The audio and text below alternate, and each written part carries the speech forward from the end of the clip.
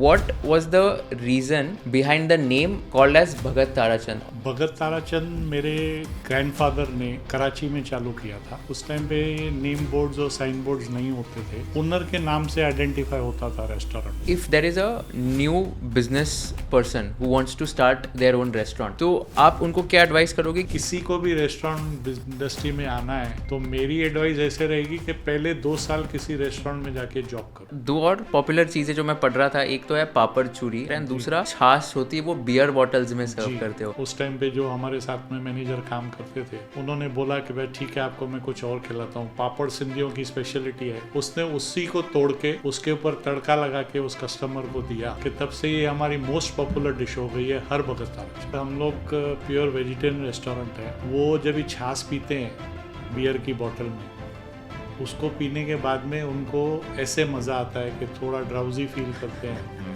अभी आपने सुना होगा रिसेंटली एमडीएच एवरेस्ट के ऊपर थोड़े से एक्यूजेशंस आए कि उनका जो मिर्ची है वो थोड़े अडल्ट्रेटेड, वीट में भी ऐसा होता है। तो उसको कम्प्लीटली अवॉइड करने के लिए हम लोग ने start of the supply chain से उसकी रिस्पॉन्सिबिलिटी खुद पे ली है। आप लोग इंटेंशनली विजिट करते हो बाकी रेस्टोरेंट? जैसे हम हैं वैसे दूसरी भी ब्रांड्स काफ़ी बॉम्बे में जो बहुत सालों से हैं। And very good. Very good. It can be very simple कि उसका टिश्यू पेपर आपसे आपके रेस्टोरेंट के टिश्यू पेपर से बेटर है। About the paneer controversy which is happening in the industry, paneer की इसी एडल्ट्रेशन की वजह से हम बाहर से पनीर नहीं खरीदते। आप दोनों का फेवरेट रेस्टोरेंट कौन सा है apart from Bhagat Tarachand? Good question. Video देखने से पहले मेरी एक रिक्वेस्ट है आप सबसे। मैं YouTube एनालिटिक्स देख रहा था एंड वहाँ पर देखा कि 82.6% of my audience who is watching this content has not subscribe to the channel. अगर मैंने आपको थोड़ी सी वैल्यू प्रोवाइड की होगी एंड आपको अगर कंटेंट बहुत अच्छा लग रहा है, I request all of you to please hit the subscribe button so that we can bring you the best quality of guest and give you the maximum value possible. Thank you so much for subscribing to our channel and enjoy this entire episode of conversation with Kushal. Prakash sir and Vishal, welcome to conversation with Kushal. कैसे हो आप दोनों? Good to see you, Kushal. Yes, thank you. Great, thank you for inviting us. Really appreciate it. No, thank you so much. Podcast शुरू करने से पहले मैं बस एक स्टोरी सबको कहना चाहूँगा। तो मैं आपका रेस्टोरेंट लोअर परेल में विजिट कर रहा था जब मेरे कुक लीव पे थे एंड मैंने जब आपको देखा आई वाज लाइक कि मुझे आपको रीच आउट करना ही था बहुत टाइम से, बट आप सोशल मीडिया पे एक्टिव बिल्कुल नहीं हो एंड मुझे कहीं से भी आपका ईमेल आईडी नहीं मिल पा रहा था, आपका नंबर नहीं मिल पा रहा था, but I don't know why but destiny made it happen कि वहाँ पर आप दिख गए and I reached out to you and you were very kind enough to accept for coming on the podcast. So I think I just wanted to share this story before we start, so special thanks to you for that. So सबसे पहले शुरुआत करते हैं कि what was the reason behind the name called as Bhagat Tarachand, और ये कब से शुरू हुआ और क्या स्टोरी थी इसकी जब ये शुरू हुआ था? भगत ताराचंद मेरे ग्रैंडफादर ने कराची में चालू किया था। उस टाइम पे नेम बोर्ड्स और साइन बोर्ड्स नहीं होते थे। ओनर के नाम से आइडेंटिफाई होता था रेस्टोरेंट। तो उस टाइम पे हमारे रेस्टोरेंट को बोलते थे ताराचंद की दुकान, ताराचंद की वीसी, बिकॉज मेरे ग्रैंडफादर का नाम ताराचंद था। लेकिन वो बहुत काइंड हार्टेड थे। उस टाइम पे प्री पार्टीशन डेज थे, तो लोगों के पास जॉब्स नहीं थे, इतनी इनकम नहीं थी, कराची की इकनॉमी बहुत ज़्यादा अच्छा नहीं कर रही थी, तो लोगों के पास पैसा नहीं होता था। तो भी मेरे ग्रैंडफादर उनको बोलते थे कि आप मेरे रेस्टोरेंट में खाना खाओ, आपके पास जब भी पैसा होगा आप मेरे को दे के जाना। और अगर कोई आदमी नहीं आता था और वो वहाँ से पास होता था तो वो जाके उसको पूछते थे कि आप खाना क्यों नहीं खा रहे हो मेरे पास। तो वो बोलता था मैंने अगले महीने का आपको पैसा नहीं दिया। तो वो बोलते थे नहीं, आप खाना मेरे पास खाओ, जब भी आपके पास पैसा होगा तो आप मेरे को दे देना। इसके लिए उनका नाम पड़ गया भगत। क्या आप भगत आदमी हैं, ये ताराचंद जी भगत आदमी हैं। फिर हमारे वडीलों ने, मेरे पिताजी ने और मेरे चाचा ने ये नाम अडॉप्ट किया जब ये इंडिया आए आफ्टर पार्टीशन। तब से हमारे रेस्टोरेंटों का नाम है भगत ताराचंद। वाओ, काफ़ी इंटरेस्टिंग है ये तो। और ये कब शुरू हुआ था? फर्स्ट जो रेस्टोरेंट था कौन से ईयर में हुआ था? ये फर्स्ट रेस्टोरेंट हमने कराची में खोला था मेरे ग्रैंडफादर ने 1895 में। अच्छा, 1895? जी, मतलब कितने 125 साल से ऊपर हो गए हमारे को। 130 ऑलमोस्ट। उसके बाद जो मेरे ग्रैंडफादर थे भगत ताराचंद जी, वो तो वहीं एक्सपायर हो गए। मेरे फादर और उनके 2 भाई वो पार्टीशन में बॉम्बे आए। उन्होंने फिर बॉम्बे में 1-2 साल स्ट्रगल करने के बाद में ज़बरी बाज़ार में अपने आप को एस्टेब्लिश किया और तब से ये नाम चल रहा है अभी तक। Got it. एंड विशाल, अभी आपने कब से ज्वाइन किया बिजनेस एंड आप क्या संभाल रहे हो बिजनेस में अभी? डेफिनेटली मुझे अभी 2 साल हुए हैं अप्रॉक्सीमेटली। जैसे मेरे डैड ने एक्सप्लेन किया, he is the 3rd generation, मैं 4th जनरेशन हूँ ये सेम बिजनेस में। मेरे जनरेशन में 11 भाई बहन हैं, कज़न्स इंक्लूडेड, जिन्होंने ज्वाइन किया है। मैं लास्ट था ज्वाइन करने को, मैं यंगेस्ट भी हूँ और मैं यूएस में थोड़ा कॉर्पोरेट्स में काम करके फिर इधर आके ज्वाइन किया है। आई थिंक अप्रॉक्सीमेटली 2 years हो गए। एंड आपको पापा ने फोर्स किया आने के लिए या आपने खुद से आए? बिल्कुल नहीं बिल्कुल नहीं। एक्चुअली हमारी काफ़ी सालों से ये बात होती थी कि अगर कभी भी फोर्स करते तो मेरी पर्सनालिटी ऐसी है कि मैं कभी आता ही नहीं। That would have pushed me away मोर। पर अगर मैं सच बताऊं तो बचपन से मैंने रेस्टोरेंट्स देखे हैं। ज़बीर बाज़ार के किचन में उधर के जो एम्प्लॉयज़ हैं मुझे मम्मा देवी मंदिर लेकर जाते थे। मैं उधर जाके लंच या डिनर खाता था। मेरे कज़न्स के साथ मैंने उधर हाइड एंड सीक खेली है। इट्स अ 4 floor रेस्टोरेंट अभी तो, यू नो, वो पुराना बिल्डिंग है। तो कॉन्शियसली या सबकॉन्शियसली मुझे वो ये बिज़नेस, ये रेस्टोरेंट, ये ब्रांड के साथ एक अटैचमेंट और एक कनेक्शन हो गया। जब भी मैं दूर था इससे तभी मुझे रियलाइज़ हुआ कि वो कितना स्ट्रॉन्ग अटैचमेंट और कनेक्शन है कि eventually I decided to come back and you know आगे चल के मुझे इसको और भी बढ़ाना है। Got it. So Prakash sir, तो what are you teaching Vishal right now about the business? So what is something that a father is teaching to his son right now? Whatever my father taught me कि ये खाने की business है, इसमें सबसे पहले satisfaction. तो वो सेटिस्फेक्शन के लिए जो भी बातें ज़रूरी है, अच्छे से अच्छा रॉ मटेरियल यूज़ करना, फ्रेश से फ्रेश खाना देना, और कस्टमर इज़ किंग। कस्टमर बोलता है मुझे ये पसंद नहीं है तो आप इमीडिएटली रिप्लेस करके उसको दो, और उसकी चॉइस के हिसाब से बनाने की कोशिश करो। तो हमारे जो वेटर्स जब भी ऑर्डर लेते हैं तो आपसे पूछते हैं कि सर सब कुछ नॉर्मल रेगुलर चाहिए कि कम तीखा, ज़्यादा तीखा, ये कैंसिल, वो ज़्यादा। आप जो भी बोलोगे जितना तक हो सकता है वो आपको कस्टमाइज़ करके देंगे। वो ये सब रेस्टोरेंट नहीं कर पाते हैं, हम इसके लिए कर पाते हैं क्योंकि हम एवरी डिश ऑर्डर देने के बाद में अंदर किचन में फ्रेश बनाते हैं। आपने जब भी ऑर्डर दिया किसी भी चीज़ का तो वो मेरे पास बनी हुई नहीं पड़ी है, उसके इंग्रेडिएंट सब रेडी है, उसकी ग्रेवीज रेडी है, लेकिन आपके ऑर्डर देने के बाद में आपने जैसा बोला है उस हिसाब से मेरा शेफ़ आपको बना के देगा। राइट। सो काफ़ी मतलब कस्टमाइज्ड और जी काफ़ी customer focused, customer centric brand बनाना चाहते हो। जी। तो just coming back to the journey of Bhagat Tarachand. So अभी आपने बताया कि 1895 में शुरू हुआ था। सो कैसे ऐसे धीरे धीरे कैसे एक्सपैंड हुआ, एंड जब आप भी बॉर्न हुए थे आपके चाइल्डहुड में कैसे एनवायरनमेंट था, आपने क्या चीज़ें देखी, एंड देन आपने कब ज्वाइन किया? जब भी मैं छोटा था एज अ स्टूडेंट, जब भी अपने फादर के रेस्टोरेंट पे जाता था तो मुझे याद है कि हमारे पास मेनू कार्ड नहीं होता था, एक ब्लैक स्लेट होती थी, उस पर टुडेज स्पेशल, टुडेज मेनू लिखा जाता था, क्योंकि उस टाइम पे सब सीजनल बाजियाँ बनती थी, कोई सेट मेनू नहीं होता था हमारे पास में। और जब भी जो कोई चीज़ ख़त्म हो जाती थी तो वो जो चौक से लिखा हुआ होता था खाली उसको ऐसे हाथ से ये कर देते थे कि ये चीज़ ख़त्म हो गई है अभी। उसके बाद में जब भी हमारे बड़े रिटायर हुए और मेरी जनरेशन ने, यानी जो 3rd जनरेशन है, उसने संभाला, तो हम थोड़े ज़्यादा एजुकेटेड थे उस टाइम पे। हमारे फादर के टाइम पे इतना एजुकेशन के ऊपर ये नहीं होता था, तो हमने ये सोचा कि भाई कुछ एक मेनू होना चाहिए जो फिक्स्ड मेनू होवे, उसके ऊपर रेट्स लिखे हुए होवे, और उस तब तक लोगों की एक्सपेक्टेशंस बढ़ने लगी थी, बाहर खाने का कल्चर बढ़ने लगा था, तो लोगों को सेम चीज़ रोज़ नहीं चाहिए थी, उनको वैरायटी चाहिए थी। तो हमने अपना मेनू एक्सपेंड किया, कुछ आइटम पहले हम जो नहीं सर्व करते थे वो हमने सर्व करना चालू किया। पहले हमारे यहाँ डेजर्ट्स नहीं होते थे, हमारे पास खाना खा के आदमी मिठाई की दुकान पे जाके डेजर्ट खाता था। हमने डेजर्ट्स इंट्रोड्यूस किए। वैसे ही हमने पनीर की डिशेस में और एक्सपेंशन की। धीरे धीरे काफ़ी अच्छा मेनू हमारा बन गया और हमने मेनू कार्ड प्रिंट करना चालू किया। फिर डिमांड आई कि रेस्टोरेंट्स एसी होने चाहिए, तो हमने इंटीरियर करवाया, रेस्टोरेंट्स को एसी करवाया। फिर जैसे लोगों की और एक्सपेक्टेशन बढ़ी, हमने अपने वर्करों को यूनिफॉर्म देना चालू किया और हाइजीन के ऊपर, क्लीनिनेस के ऊपर, टेस्ट के ऊपर, अच्छे से अच्छी क्वालिटी यूज़ करने के ऊपर और ध्यान देना चालू किया। और क्योंकि थर्ड जनरेशन में भी हम 8 भाई और कज़न्स थे, तो सब ने अपनी अपनी तरफ से कोशिश करके इसको और बढ़ाया।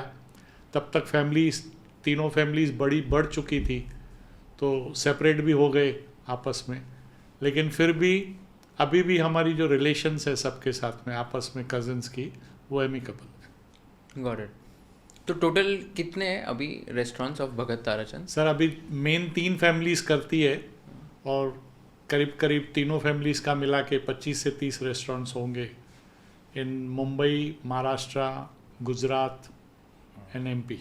ओके जी। एंड अभी लाइक लेट्स से अभी Vishal has also joined in, तो आपके कोई इंटरनेशनल एक्सपेंशंस के कोई प्लान्स है? For the future definitely something जो हम लोग को कंसिडर करना है। आई थिंक इंडिया में बहुत बड़ा मार्केट है हमारे फूड के लिए स्पेसिफिकली, और उसको अब तक हम लोगों ने कम्प्लीटली टैप नहीं किया है।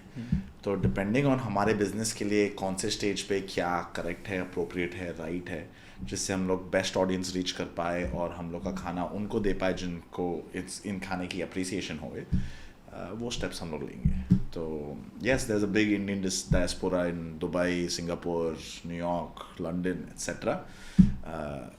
हम लोग के मन में वो हमेशा है, but I think there is a lot more to tap in India. Got it. And Vishal, I think I remember you were also mentioning to me once that कि आप कस्टमर एनालिटिक्स, डेटा एनालिटिक्स काफ़ी ध्यान से देखते हो। whoever comes in the restaurant and customer का पूरा जो डेटा होता है, ये माइंडसेट होता है, वो एनालाइज करते हो। तो what have you observed in the Indian customers today, especially in the Gen Zs या तो यूथ जो है, उनकी टेस्ट, उनकी प्रेफरेंसेस कैसी चेंज हो रही है? So interesting question. हम लोग at the level of data maturity that our organization is, हम लोग item based food का analytics बहुत करते हैं. Customer based analytics is a little more generalized, but what we've realized is demographically Indian खाना जो है उसमें दो चार nuances है इंडिया में which are very interesting. One of them is कि हम लोग अपने customers age 10 से लेके about 17 या 18 तक lose करते हैं. ये एज में सब लोग को चाइनीज़, मैक्सिकन, इटालियन, नया खाना, नया टेस्ट जो घर पे नहीं खाया होवे वो ट्राई करना है। पर हमारा इंडियन फूड जनरली इतना टेस्टी है और वर्ल्ड में इतना रिनाउन हो गया है कि एक बार वो न्यू एक्सपेरिमेंटेशन का एज निकल जाता है तो यही कस्टमर्स हमारे पास वापस आते हैं। तो if you see above 18 years old up until 60-70 we call ourselves a grandkid to grandfather brand. तो our diversity of age and demographic is very high. एक और चीज़ मैं मेरे फादर के साथ डिस्कस कर रहा था कि इधर ही बॉम्बे में ही we are able to serve such a vast demographic कि हम लोग के पार्सल कौली चौल से लेके कासा ग्रैंड बिल्डिंग तक सेम डे में जाते हैं। तो कितने दूर हो गए ये बिल्डिंग्स? बिल्डिंग्स बहुत पास में है, पर Casa Grand is a Lodha park style very high end building, whereas Kauli chawl is a more community based living situation. So in that demographic, I think we are very diverse. Secondly, with Zomato and Swiggy, the game of restaurants has changed. इसमें convenience का बहुत बड़ा, packaging and convenience and delivery का बहुत बड़ा aspect आ चुका है, जो I think growing up my father did not see or experience. There was more restaurant में खाना मतलब बाहर जाके खाना, घर में खाना मतलब घर का खाना. तो ये जो डिलीवरी का सीन आ गया है उसमें जो आइटम्स फेमस है they are not necessarily always the ones that you eat when you are eating at home और ईटिंग इनसाइड द रेस्टोरेंट. तो there is interesting dynamics to what the customer behaviour is based on the food that they order. Got it. और ऐसा कोई आपके पूरे journey में, experience में, ऐसा कोई एक स्पेशल कस्टमर रहा है जिन्होंने कुछ बहुत ऐसा क्रेजी फीडबैक दिया एंड उसके ऊपर आपने कुछ काम किया, या तो कुछ ऐसे इंसाइट दिया उन्होंने, कस्टमर ने, आपने? देखिए, हमारा जो अभी इस वक्त आप हर भगत ताराचंद में मेनू देखते हो वो ज़्यादा करके कस्टमर्स के फीडबैक से इवॉल्व हुआ है। आप हमारे पास खाना खाएंगे, वही डिश आप कहीं और खाएंगे, डिश का नाम सेम है लेकिन हमारी जो टेस्ट है वो अलग है। वो टेस्ट कुछ हमारी खुद की टेस्ट करने की आदत रोज़ की, और कुछ जो हमारे कस्टमर्स ने हमको फीडबैक दिया है उसको इवॉल्व करने में हेल्प मिली है। हमारे पास गुजराती, हमारे पास मारवाड़ी, हमारे पास Sindhi, Punjabi, महाराष्ट्रन्स, even south Indians अभी हमारे पास आने लगे हैं। तो सब अपनी अपनी कोई ना कोई राय दे के जाते हैं। जैसे मुझे याद है हमारे रेगुलर कस्टमर थे, उन्होंने बोला था कि आपके पनीर भुर्जी बहुत अच्छी है लेकिन उसमें आपको करी पत्ता नहीं डालना चाहिए। मैंने उसकी बात एक्सेप्ट की और तब से हम लोग अपने पनीर भुर्जी की सब्जी में कड़ी पत्ता नहीं डालते। अच्छा। तो ऐसी छोटी छोटी बातों से काफ़ी असर हमारे इसमें पड़ा है, ताकि आप पनीर भुर्जी कहीं भी खाएंगे आपको हर नॉर्थ इंडियन रेस्टोरेंट में मिलेगा, लेकिन जो हमारे पास आपको स्वाद आएगा वो बिल्कुल ही अलग और विचित्र होगा और ज़्यादा बढ़िया, चटपटा और मज़ेदार लगेगा आपको। And I think some obvious examples अगर ओवरऑल हम लोग डिश लेवल पे देखें तो dishes such as dal baati, chole bhature, pav bhaji हमने बहुत रिसेंटली चालू की है। बहुत ही सक्सेसफुल एंड पॉपुलर डिशेस भी है। बट ट्रेडिशनली हमारे यहाँ पे सिर्फ रोटी भाजी मिलती थी, but due to changing customer demands, उनको क्या खाना है, कभी कभी चटपटा खाने का मन हो जाता है, कभी शाम को लंच टाइम नहीं है, डिनर टाइम नहीं है, तो थोड़ा स्नैकी आइटम खाना है, तो उसके लिए जो पाव भाजी, छोले भटूरे, दाल बाटी जैसे डिशेस है वो भी हम लोगों ने स्टार्ट किए। और मेरे फादर से जो मैंने सीखा है, हमारा ईथॉस ये है कि कुछ भी सर्व करो तो वो बेस्ट क्वालिटी होना चाहिए। तो भले उसको थोड़ा टाइम लगा हमको परफेक्ट करने में, ये ऐसे स्टेज पे पहुंच गए जहाँ पे वो ये डिशेस भी बहुत पॉपुलर है। और दो और पॉपुलर चीज़ें जो मैं पढ़ रहा था, एक तो है पापड़ चूरी, आपके यहाँ पे वो सबसे ज़्यादा पॉपुलर है, एंड दूसरा आप वो जो छाछ होती है वो बियर बॉटल्स में सर्व करते हो। सो क्या लॉजिक था और क्या स्टोरी है इन चीज़ों की? देखिए सर, हम लोग प्योर वेजिटेरियन रेस्टोरेंट है, इसमें हार्ड ड्रिंक्स का सवाल ही नहीं होता है। लेकिन जो हमारे पास कस्टमर्स आते हैं वो जब भी छाछ पीते हैं बियर की बोतल में, उसको पीने के बाद में उनको ऐसे मज़ा आता है कि थोड़ा ड्राउजी फील करते हैं। छाछ वैसे भी थोड़ा आपको ड्राउजी लस्सी और छाछ में होती है, तो उन्होंने, हमारे कस्टमर्स ने इसका नाम रखा है कच्छी बियर। हम तो इसको बोलते हैं छाछ बोतल। कस्टमर आके बोलता था वेटर को, वो मेरे लिए वो कच्छी बियर लेके आओ। कभी कभी हमारे कस्टमर्स क्या बोलते हैं कि कुछ नया खिलाओ आपके पास। उस टाइम पे क्योंकि मेनू बहुत लिमिटेड होता था तो लगभग सब लोग ने सब कुछ खा चुका होता था, तो कभी कभी बोलता था यार कुछ अलग खिलाओ आज। तो हमारे उस टाइम पे जो हमारे साथ में मैनेजर काम करते थे, उन्होंने बोला कि भाई ठीक है, आपको मैं कुछ और खिलाता हूँ। पापड़ सिंधियों की स्पेशलिटी है। उसने उसी को तोड़ के उसके ऊपर तड़का लगा के उस कस्टमर को दिया और वो उसको इतना पसंद आया कि तब से ये हमारी मोस्ट पॉपुलर डिश हो गई है हर भगत आश्रम। अगर आप कोई भी भगत आश्रम में जाओगे तो दाल तड़का, पापड़ चूरी और छाछ बॉटल, जो आप कच्छी बियर से जानते हो, वो हर टेबल पर मिलेगी। अगर किसी ने पहले खाया होगा भगत आश्रम में तो ये तीन तो वो ऑर्डर करेंगे ही करेंगे। Got it, very very lovely. So इसमें जैसे अभी ज़वेरी बाज़ार में भी आपका one of the oldest restaurants वहाँ पर है। yes. वो कब लॉन्च हुआ था? जी, हम लोग ज़वेरी बाज़ार में एज अ फैमिली पार्टीशन के बाद 1950 से हैं। अच्छा। उस टाइम पे सब भाई साथ में थे। उसके बाद में जैसे फैमिली एक्सपेंड हुई, दूसरी आमने सामने दुकानें मिलने लगी, तो फैमिली बढ़ भी रही थी, बच्चे सबके जवान हो रहे थे, तो उन्होंने अपने अपनी ब्रांचेस खोले।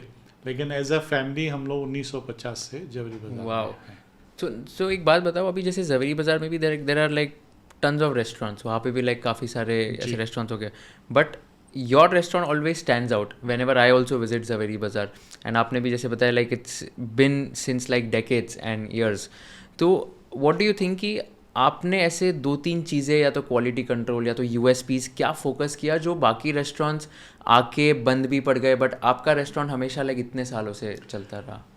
कुशल जी, रेस्टोरेंट की बिजनेस ऐसी है कि इसमें आना तो हर एक आदमी चाहता है, उसको लगता है कि ये आसान है, और लेकिन ये चालू करने के बाद में लोगों का फोकस अगर खाने और सर्विस से उठ जाता है तो वो फेल हो जाते हैं। हमारे बड़े हमको सिखा के गए थे कि खाने में से फोकस कभी भी नहीं हटाना है। आप कितनी भी इंटीरियर करा लो, कुछ भी फैंसी सब कर लो, लेकिन जो रॉ मटेरियल आप यूज़ करते हो वो रॉ मटेरियल आज भी जो मेरे रेस्टोरेंट्स में यूज़ होता है वही मेरे घर पे जाता है। हमारे ये शुरू से पहले से ही ये प्रिंसिपल रहा है कि जो हम अपने कस्टमर्स को खिलाते हैं हमारे घर में हमारी फैमिली वही खाएगी। By raw materials raw material में मैं आपको बोलूँगा वीट, ओके, मिर्ची मसाले, भाजियाँ, ऑयल, बटर, देसी घी, जो भी मैं अपने रेस्टोरेंट में यूज़ करता हूँ वही मेरे घर पे भी जाता है। Onion, potato, that is the test of quality हमारे लिए। और फ्रेश खाना, ऑफ कोर्स टेस्टी तो खाना बस भगत ताराचंद का है ही, लेकिन रॉ मटेरियल से लेके उसकी टेस्ट और फ्रेशनेस तक हम उन तीनों के ऊपर फोकस हमेशा अपना रखते हैं, उसमें से कभी भी डाइवर्ट नहीं करते।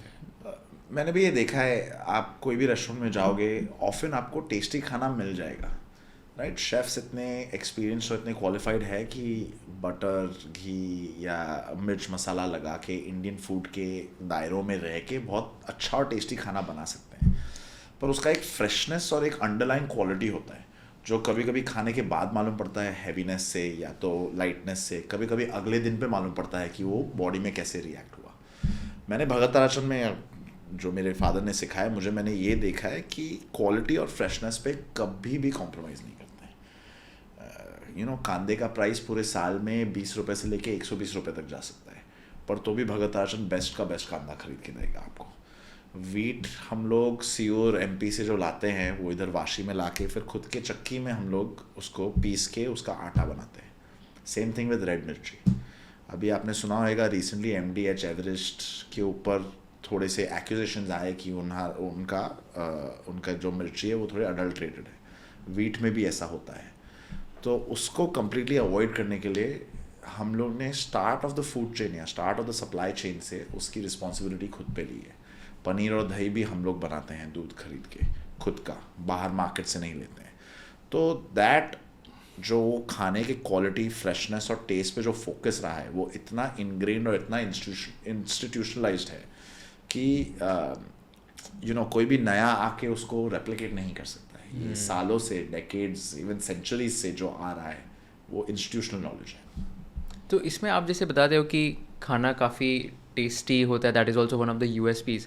सो do you yourself also taste the food before it is like given to customers? कैसे होता है प्रोसेस? देखिए, अभी तो हमारे पास जो काम कर रहे हैं शेफ्स और मैनेजर्स, वो भी इतने सालों से हमारे साथ जुड़े हुए हैं कि सुबह को वो लोग भी चेक करते हैं, देखते हैं।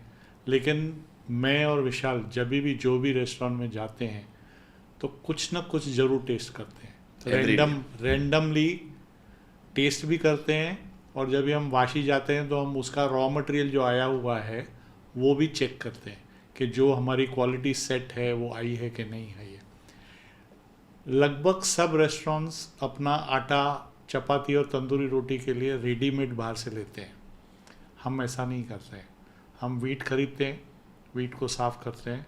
हमारी इन हाउस चक्की है ताकि एडल्ट्रेशन ना हो, हम बाहर किसी चक्की वाले को देवें। वो हम खुद पीसते हैं और सभी रेस्टोरेंट्स को सप्लाई करते हैं। सेम इज़ लाल मिर्ची, हम रेडीमेड लाल मिर्ची नहीं लेते हैं, हम अक्खी मिर्ची लेते हैं। जब भी उसकी सीज़न आती है उसको कोल्ड स्टोरेज में रखते हैं, जैसे जैसे रिक्वायरमेंट होती है वैसे वैसे पीस के अपने रेस्टोरेंट्स में देते हैं, जिसमें न कोई कलर है, न सॉल्ट कंटेंट है, न ऑयल कंटेंट है। The purest form of masalas, even हल्दी, धनिया पाउडर, गरम मसाला, लाल मिर्ची इन हाउस बनाते हैं। Wow, only for our consumption, खाली हमारे रेस्टोरेंट्स के लिए। अच्छा। So Kushal, to your question, हमारे रॉ मटेरियल में 250 से लेके 300 से ज़्यादा आइटम्स आती है और हमारे डिशेस में भी थाउजेंड्स में सर्व होते हैं रोज़, तो we can not try everything. हम लोग रोज़ नहीं करते हैं, हम लोग रोज़ हर चीज़ नहीं ट्राई कर सकते, पर हर टाइम हम लोग जब भी जाते हैं कोई भी रेस्टोरेंट या लोकेशन में तो कुछ ना कुछ ट्राई करके आते हैं। तो over a certain period of time, I mean for my father more than 45 years and मुझे जितने भी महीने साल हुए हैं, you get an idea of सब कैसा बन रहा है, कैसा होना चाहिए, और कभी कुछ गलत हुआ तो उसको हम लोग सुधार कैसे सकते हैं। तो कोई एग्जांपल दे सकते हो, आपने टेस्ट किया, आपको क्या गलत लगा, और ये जो पूरा आपका इंट्यूशन है कि इसमें ये गलत है, क्या कैसे होता है ये सब? देखिए, जैसे भी कोई भी हमारी ग्रेवी बनती है ना, तो जब ये फिनिश्ड ग्रेवी हो जाती है उसका एक पर्टिकुलर कलर और कंसिस्टेंसी आती है। अगर शेफ़ ने जल्द में उसको 10-15 मिनट पहले उतार दिया तो वो कलर नहीं आता है उसका, कंसिस्टेंसी भी और नहीं आएगी। वो पकने के बाद में इसकी एक पर्टिकुलर फ्लेवर आती है, जो अगर वो अंडर कुक्ड है तो वो फ्लेवर नहीं आएगा। वो फ्लेवर और वो लुक मैं पकड़ता हूँ। अगर मेरे को ऐसा लगता है कि इसका आज लुक मेरे को ठीक नहीं लग रहा है तो मैं उसको स्मेल करता हूँ। अगर फ्लेवर भी ठीक नहीं लगता है तो फिर मैं उसको टेस्ट करता हूँ। फिर अगर सही नहीं होती है तो उसको बुलाता हूँ जिसने बनाई है और उसको बोलता हूँ कि या तो इसको ठीक करो या तो इसको डिस्कार्ड करो और फ्रेश बनाओ। बट ये फिर आप मतलब आपने अभी 45 ईयर्स से कर रहे हो तो आपको अभी एक्सपीरियंस है, बट ये अगर कोई नया व्यक्ति आता है, जैसे अभी विशाल है, इनको 2 साल हुए, तो इनके लिए कैसे मतलब इजी रहेगा ये करना? ये जब भी हम दोनों साथ में किसी रेस्टोरेंट पे होते हैं तो जब भी मैं टेस्ट करता हूँ तो ये भी मेरे साथ में खड़ा रहता है। ओके। और एक चम्मच ये खाता है, एक चम्मच मैं खाता हूँ। मैं इसको पूछता हूँ, ये मेरे से पूछते हैं कि सर आपको क्या लगा। मैं इसको पूछता हूँ कि भाई इसके अंदर ये कमी लग रही है, आपको फील हो रही है कि नहीं आ रही है। तो ग्रेजुअली जो भी हमारी नई जनरेशन है, they have all gone through this, और वो पिकअप कर रहे हैं नेचुरली। अभी 45 इयर्स का एक्सपीरियंस इसको नहीं होगा, लेकिन ये किसी भी केटरिंग स्कूल में नहीं सिखाया जाता है। There is no substitute to doing it yourself. ये रेस्टोरेंट इंडस्ट्री ऐसी है कि लोग केटरिंग इंस्टीट्यूट से, मैनेजमेंट इंस्टीट्यूट से MBA करके निकलते हैं। वहाँ उनको थियोरेटिकल नॉलेज तो ज़रूर मिलता है, मॉडर्न मैनेजमेंट प्रैक्टिसेस मिलती है, लेकिन ये स्किल का काम है। इसमें टेस्ट क्या होनी चाहिए, फ्लेवर कैसा होना चाहिए, मिर्ची और चटपटेपन का लेवल कितना होना चाहिए, ये भी पहले दिन से मेरे को भी नहीं आया था। Over a period of time जैसे एक्सपीरियंस होता है, आप रोज़ रेस्टोरेंट पे जाते हो, रोज़ वहाँ खाना खाते हो, रोज़ आप कुछ ना कुछ टेस्ट करते हो, तो आपको मालूम पड़ता है कि ये मेरे रेस्टोरेंट में इस लेवल का खाना बनता है। वो पिकअप करते करते मेरे को भी 45 साल हो गए। दूसरी जनरेशन, कुछ मेरे दूसरे बच्चे भी हैं, वो इनसे पहले भी आए हैं, उन्होंने भी पिकअप किया, अभी ये भी पिकअप कर रहा है। लेकिन मेन अगर आप रॉ मटेरियल की क्वालिटी सही रखोगे तो half your battle is one. So, I mean, my 2 cents on this is कि खुद करने का कोई सब्स्टिट्यूट नहीं है।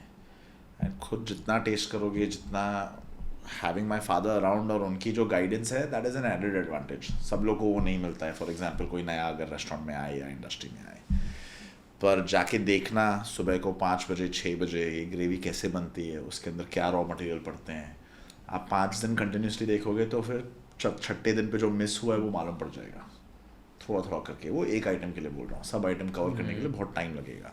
कभी आप बैठ के शेफ़ से बात करो, जैसे बन रही है ग्रेवी उसको टेस्ट करो। ये सारी जो प्रैक्टिकल एक्सपीरियंसेस है वो करने का कोई सब्स्टिट्यूट नहीं है। आप भले आज चालू करो या 10 साल में रेस्टोरेंट चालू करो, ये तो करना ही पड़ेगा।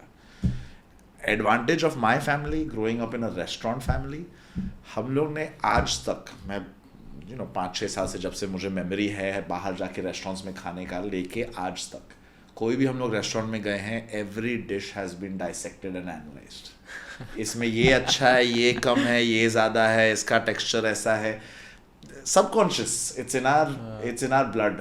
मेरी मॉम से लेके बहन, father, cousins, me, the first thing when we put a dish in our mouth is to analyze exactly what is right, what is wrong, what could be improved, and that is just in our blood now, because we've seen it all our lives. आप लोग intentionally visit करते हो बाकी restaurants भी to सी कि वहाँ पर test कैसा है, क्या बेटर है वहाँ पर, और क्या सीख सकते हैं खुद Definitely. के रेस्टोरेंट में? देखिए अभी तो मैं एज के हिसाब से कम बार दूसरे रेस्टोरेंट में खाना खाता हूँ, लेकिन मेरा कहना ऐसा भी है कि जो भी रेस्टोरेंट्स है, जैसे हम हैं वैसे दूसरी भी ब्रांड्स काफ़ी बॉम्बे में जो बहुत सालों से हैं, and very good. Very good food very they are good. Also providing, तो डेफिनेटली वो लोग कुछ अच्छा कर रहे हैं। और हर रेस्टोरेंट में आप एटलीस्ट एक चीज़ तो देख सकते हो जो अच्छी वो कर रहा है, और उसको आप अपने रेस्टोरेंट में अडॉप्ट करके अपने आप को प्रूव कर सकते हो। He told us this Improve 20 years back, 20 साल पहले ऐसे बोला था कि हर कोई रेस्टोरेंट में आप जाओगे तो एक चीज नोटिस करके आओ जो आप आके implement आपसे कर सकते वो अच्छी कर रहा है या आप नहीं कर रहे हो वो कर रहा है। It can be very simple कि उसका टिश्यू पेपर आपसे, आपके रेस्टोरेंट के टिश्यू पेपर से बेटर है, तो यानी वो आपसे कुछ बेटर कर रहा है। हो। कहाँ से मंगाया, क्या सोर्स है, इसको हम लोग इम्प्लीमेंट कर उसको सकते हैं अडेप्ट करने की कोशिश करो। उसका कोई कॉन्डिमेंट सेट जिसमें वो नमक मिर्ची हम छिड़कते हैं, वो शायद हमसे बेटर हो सकता है। तो नेक्स्ट टाइम जब भी आप रिप्लेस करोगे तो आप वो लाके अपने रेस्टोरेंट में रखिए। काफ़ी मतलब माइनर, मतलब माइन्यूट सी चीज़ें, बट काफ़ी इंपॉर्टेंट यस, आई होती मीन है। Every restaurant is trying to do good. सब रेस्टोरेंट जो भी हैं वो तो ऐसे ही चाहते हैं कि हमारा कस्टमर सेटिस्फाई होकर जावे। तो ऑब्वियसली जो इतने सालों से हैं, हम भी हैं वो भी हैं, तो ज़रूर वो भी कुछ अच्छा कर रहे हैं, तो क्यों नहीं सीखा जावे उनसे। एंड 1% बेटर एवरी डे, रोज 1% बढ़े तो साल में, 2 साल में, 10 सालों में बहुत ज़्यादा बड़ा फर्क पड़ जाता है। और ये कॉन्टिन्यूस प्रोसेस है, ये खाना है। हम्म। जिस दिन आप बोलोगे ना मेरा खाना परफेक्ट है, उस दिन आप गए। अच्छा।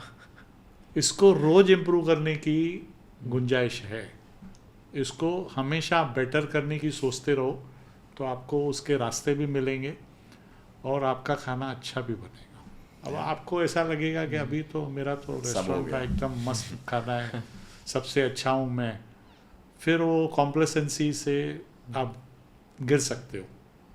राइट। तो आपको हमेशा रोज़ ये देखना है कि मैं अपने रेस्टोरेंट की मैनेजमेंट, खाना, हाइजीन, सर्विस कैसे इम्प्रूव करूँ।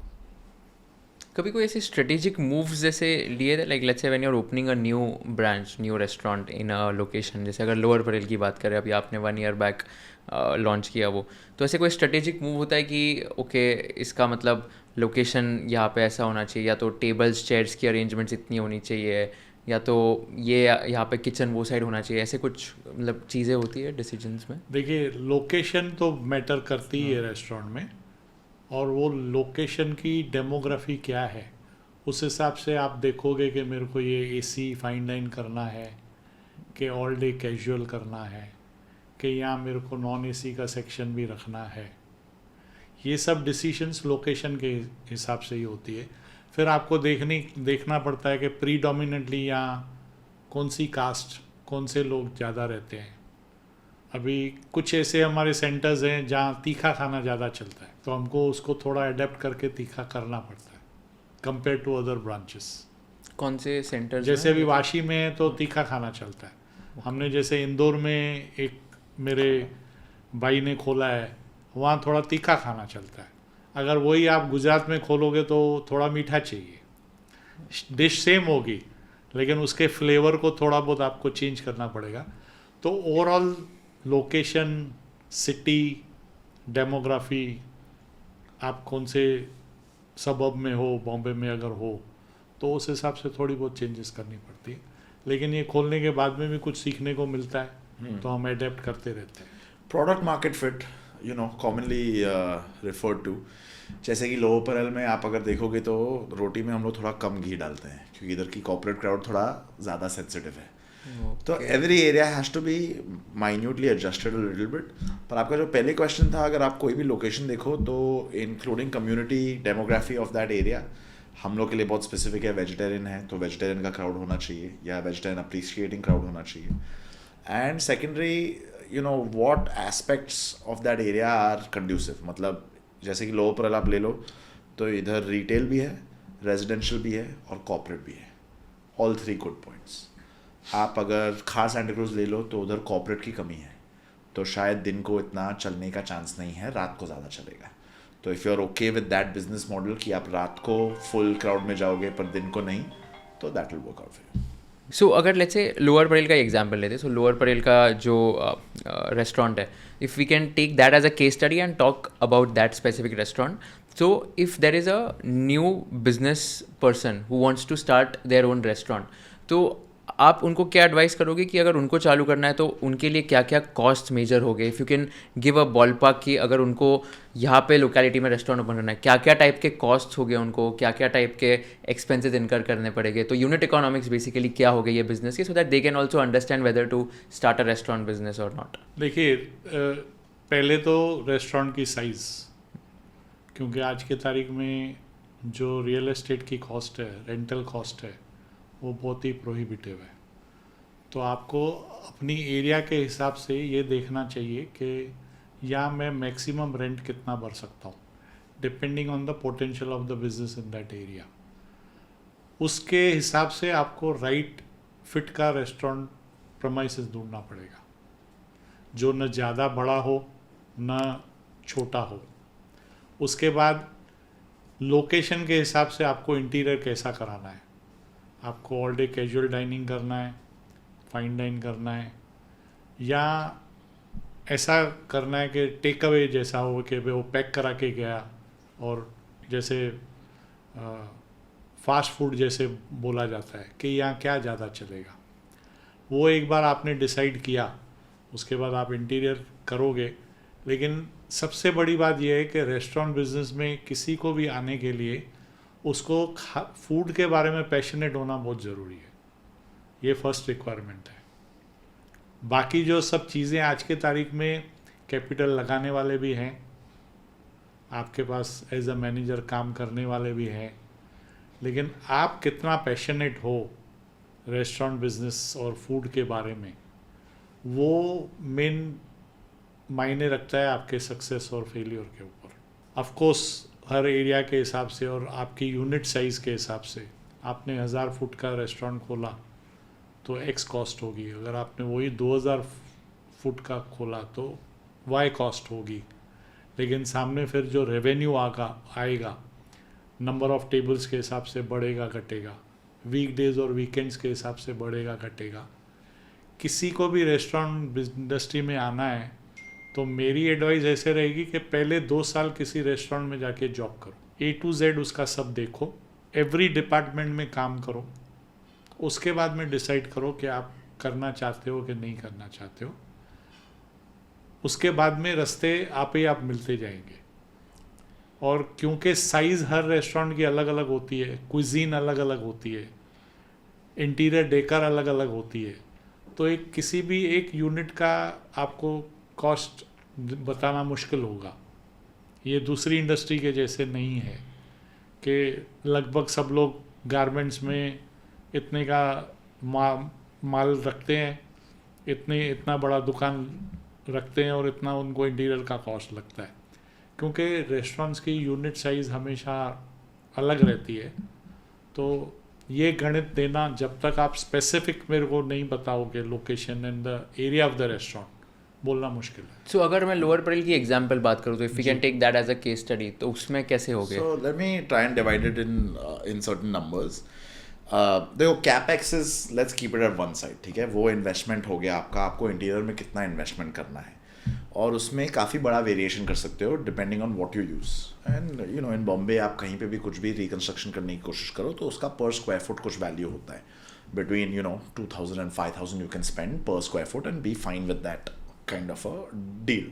एंड उसमें टाइल थोड़ा बेटर थोड़ा वर्स, मार्बल थोड़ा बेटर थोड़ा वर्स, फैब्रिक थोड़ा बेटर थोड़ा worse. Okay. So 2,000 rupees to 5,000 rupees per square feet on interiors. Interior. I mean total restaurant. I mean okay. It includes your kitchen. समझ गया. Equipment. तो अगर 1000 square feet का है तो 20 लाख से 50 लाख रुपए ये at होगा. least. Okay. At least. Okay. This is a immovables का आप बॉल पार्क पकड़ के समझ सकते हो. उसके ऊपर आप मशीनरी में कितना इन्वेस्ट करते हो तो और at least 50% of that will get added to it.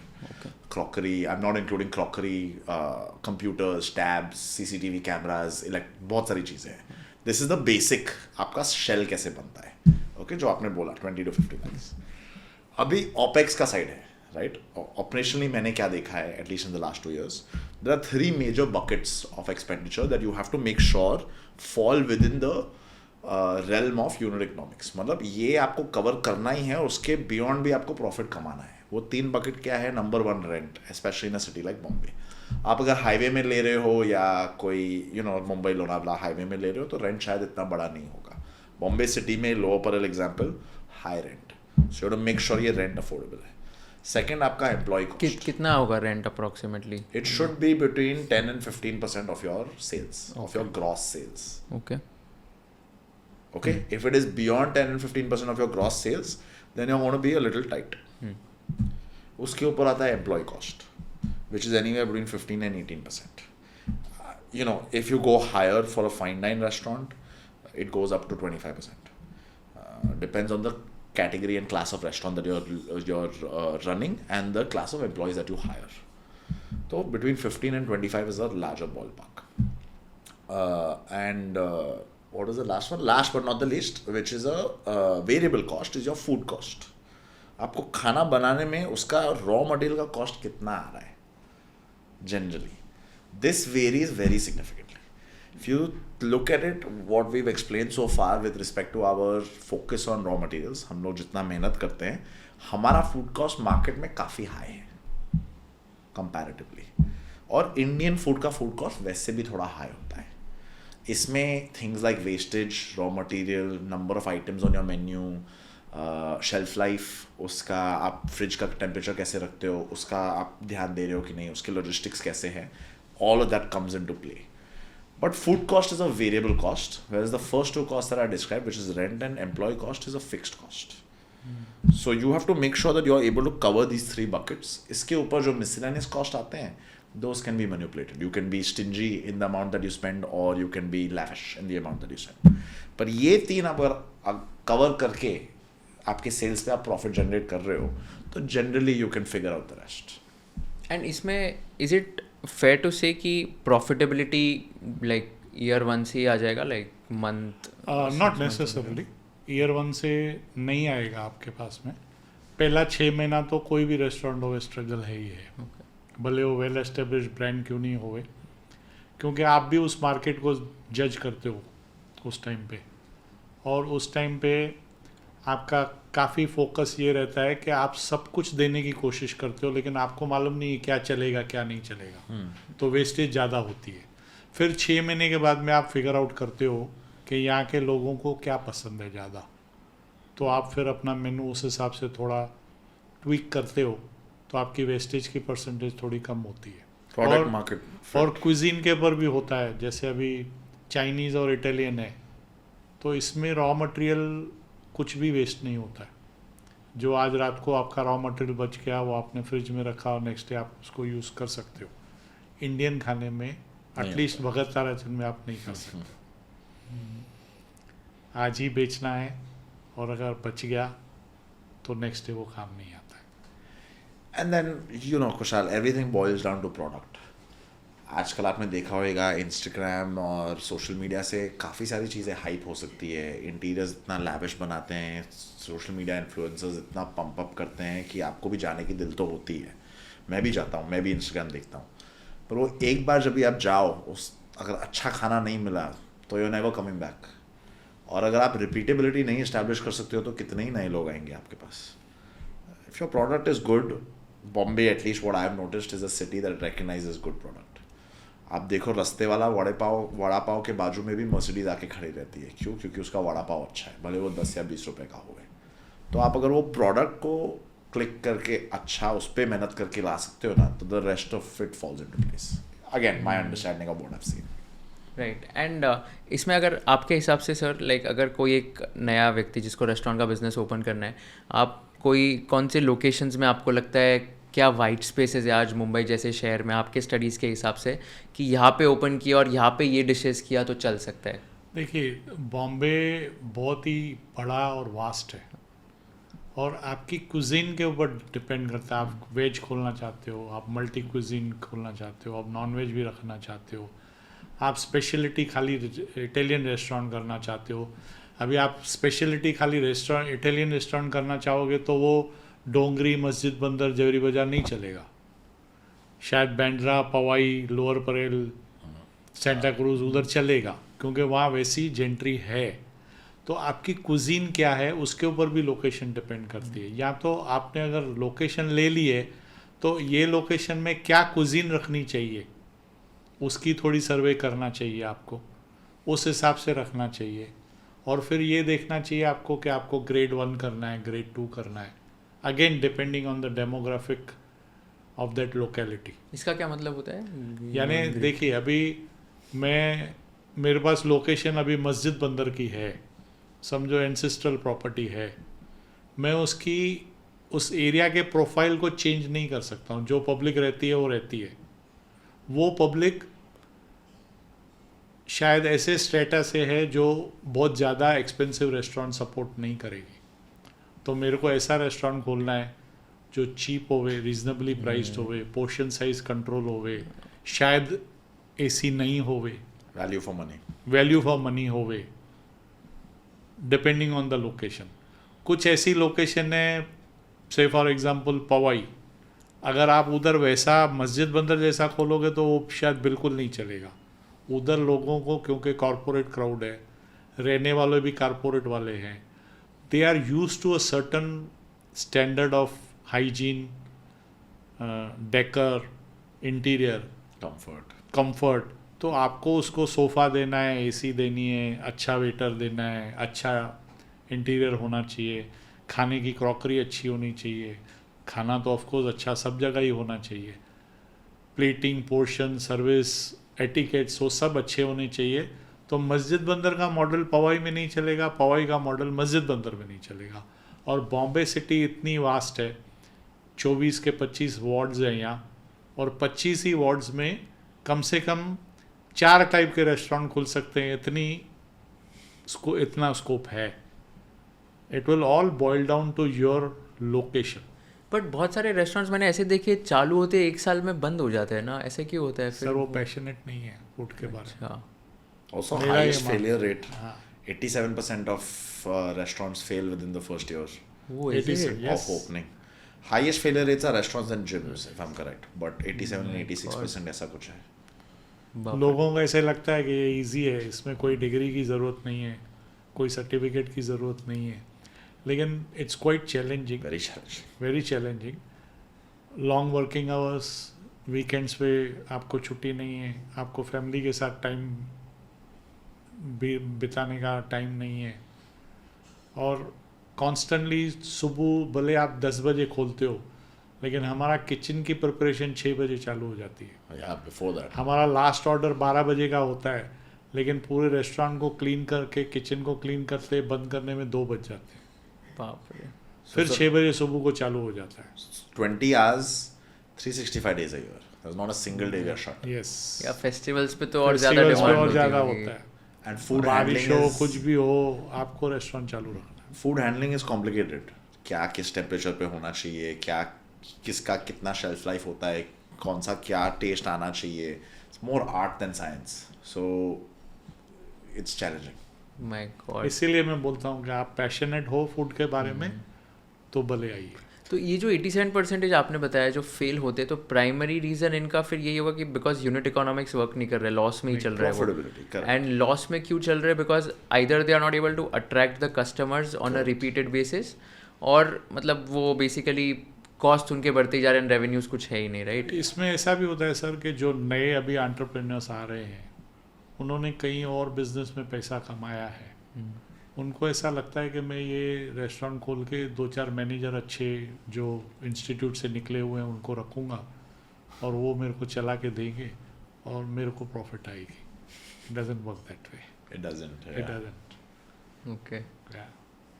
And इसमें अगर कोई अगेन एक नया बिजनेसमैन है, अगर रेस्टोरेंट बिजनेस खोलना है, तो what profit margins they can expect on a bottom line level? वो भी इसके ऊपर डिपेंड होता है कि आपकी रेंटल प्रमाइसेस है कि ओन प्रमाइसेस है। अगर Let's हम assume assume rental. करते हैं रेंटल है, तो आपकी कुजीन कौन सी है?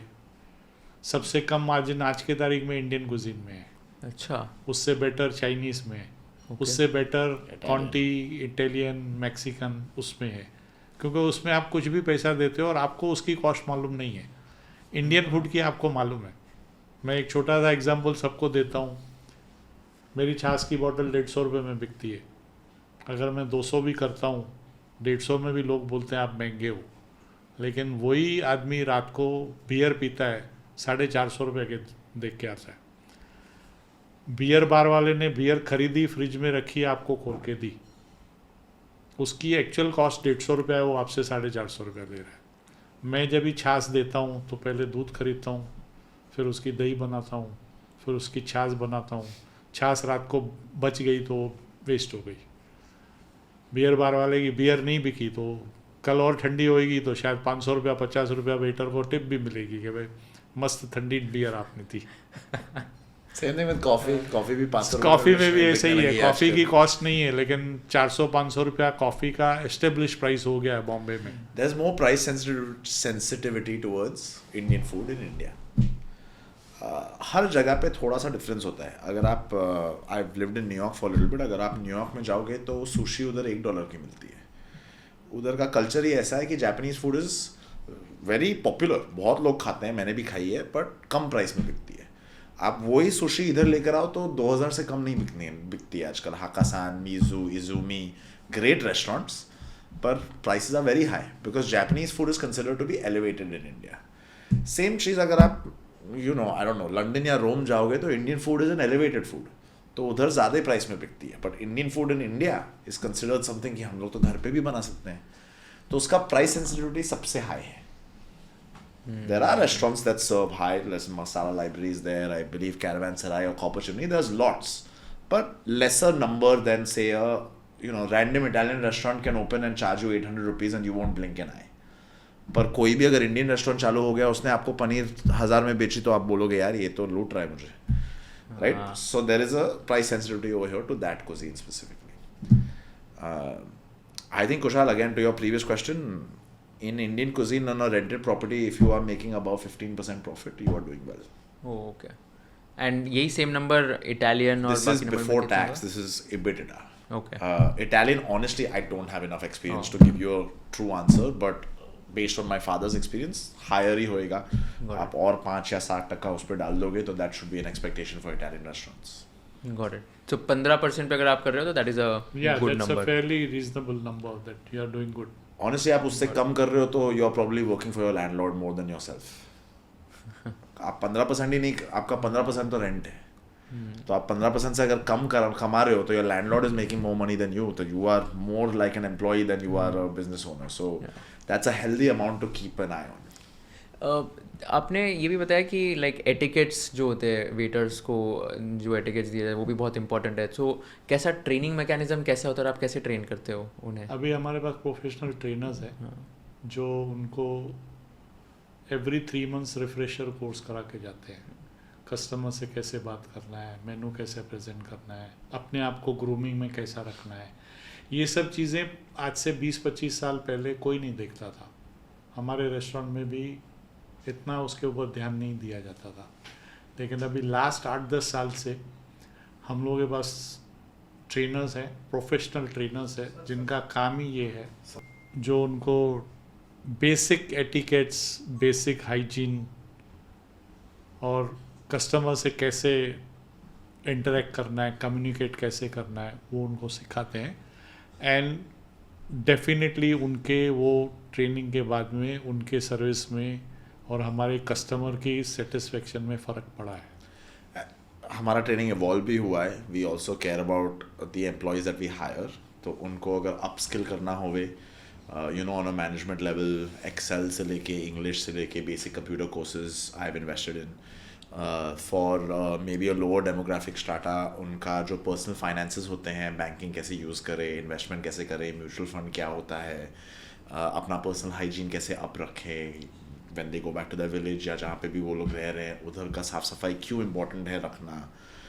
we invest in those aspects also, जैसे कि along with I mean my father said this all his life, one of the most इनकी जो प्राइड की बात है वो ये है कि हम लोग इतने सारे लोगों को एम्प्लॉयमेंट देते हैं, उनकी लाइफ को बेहतर करते हैं जो हमारे साथ काम करते हैं। तो taking them to the next level is also something that we really focus on. How big is the total team at Bhagat Tarachan now? अभी ये 25-30 ही रेस्टोरेंट का ये देना तो बहुत मुश्किल है, पर हर रेस्टोरेंट में एटलीस्ट 30 से 40 ये एम्प्लॉयज़ लगते हैं।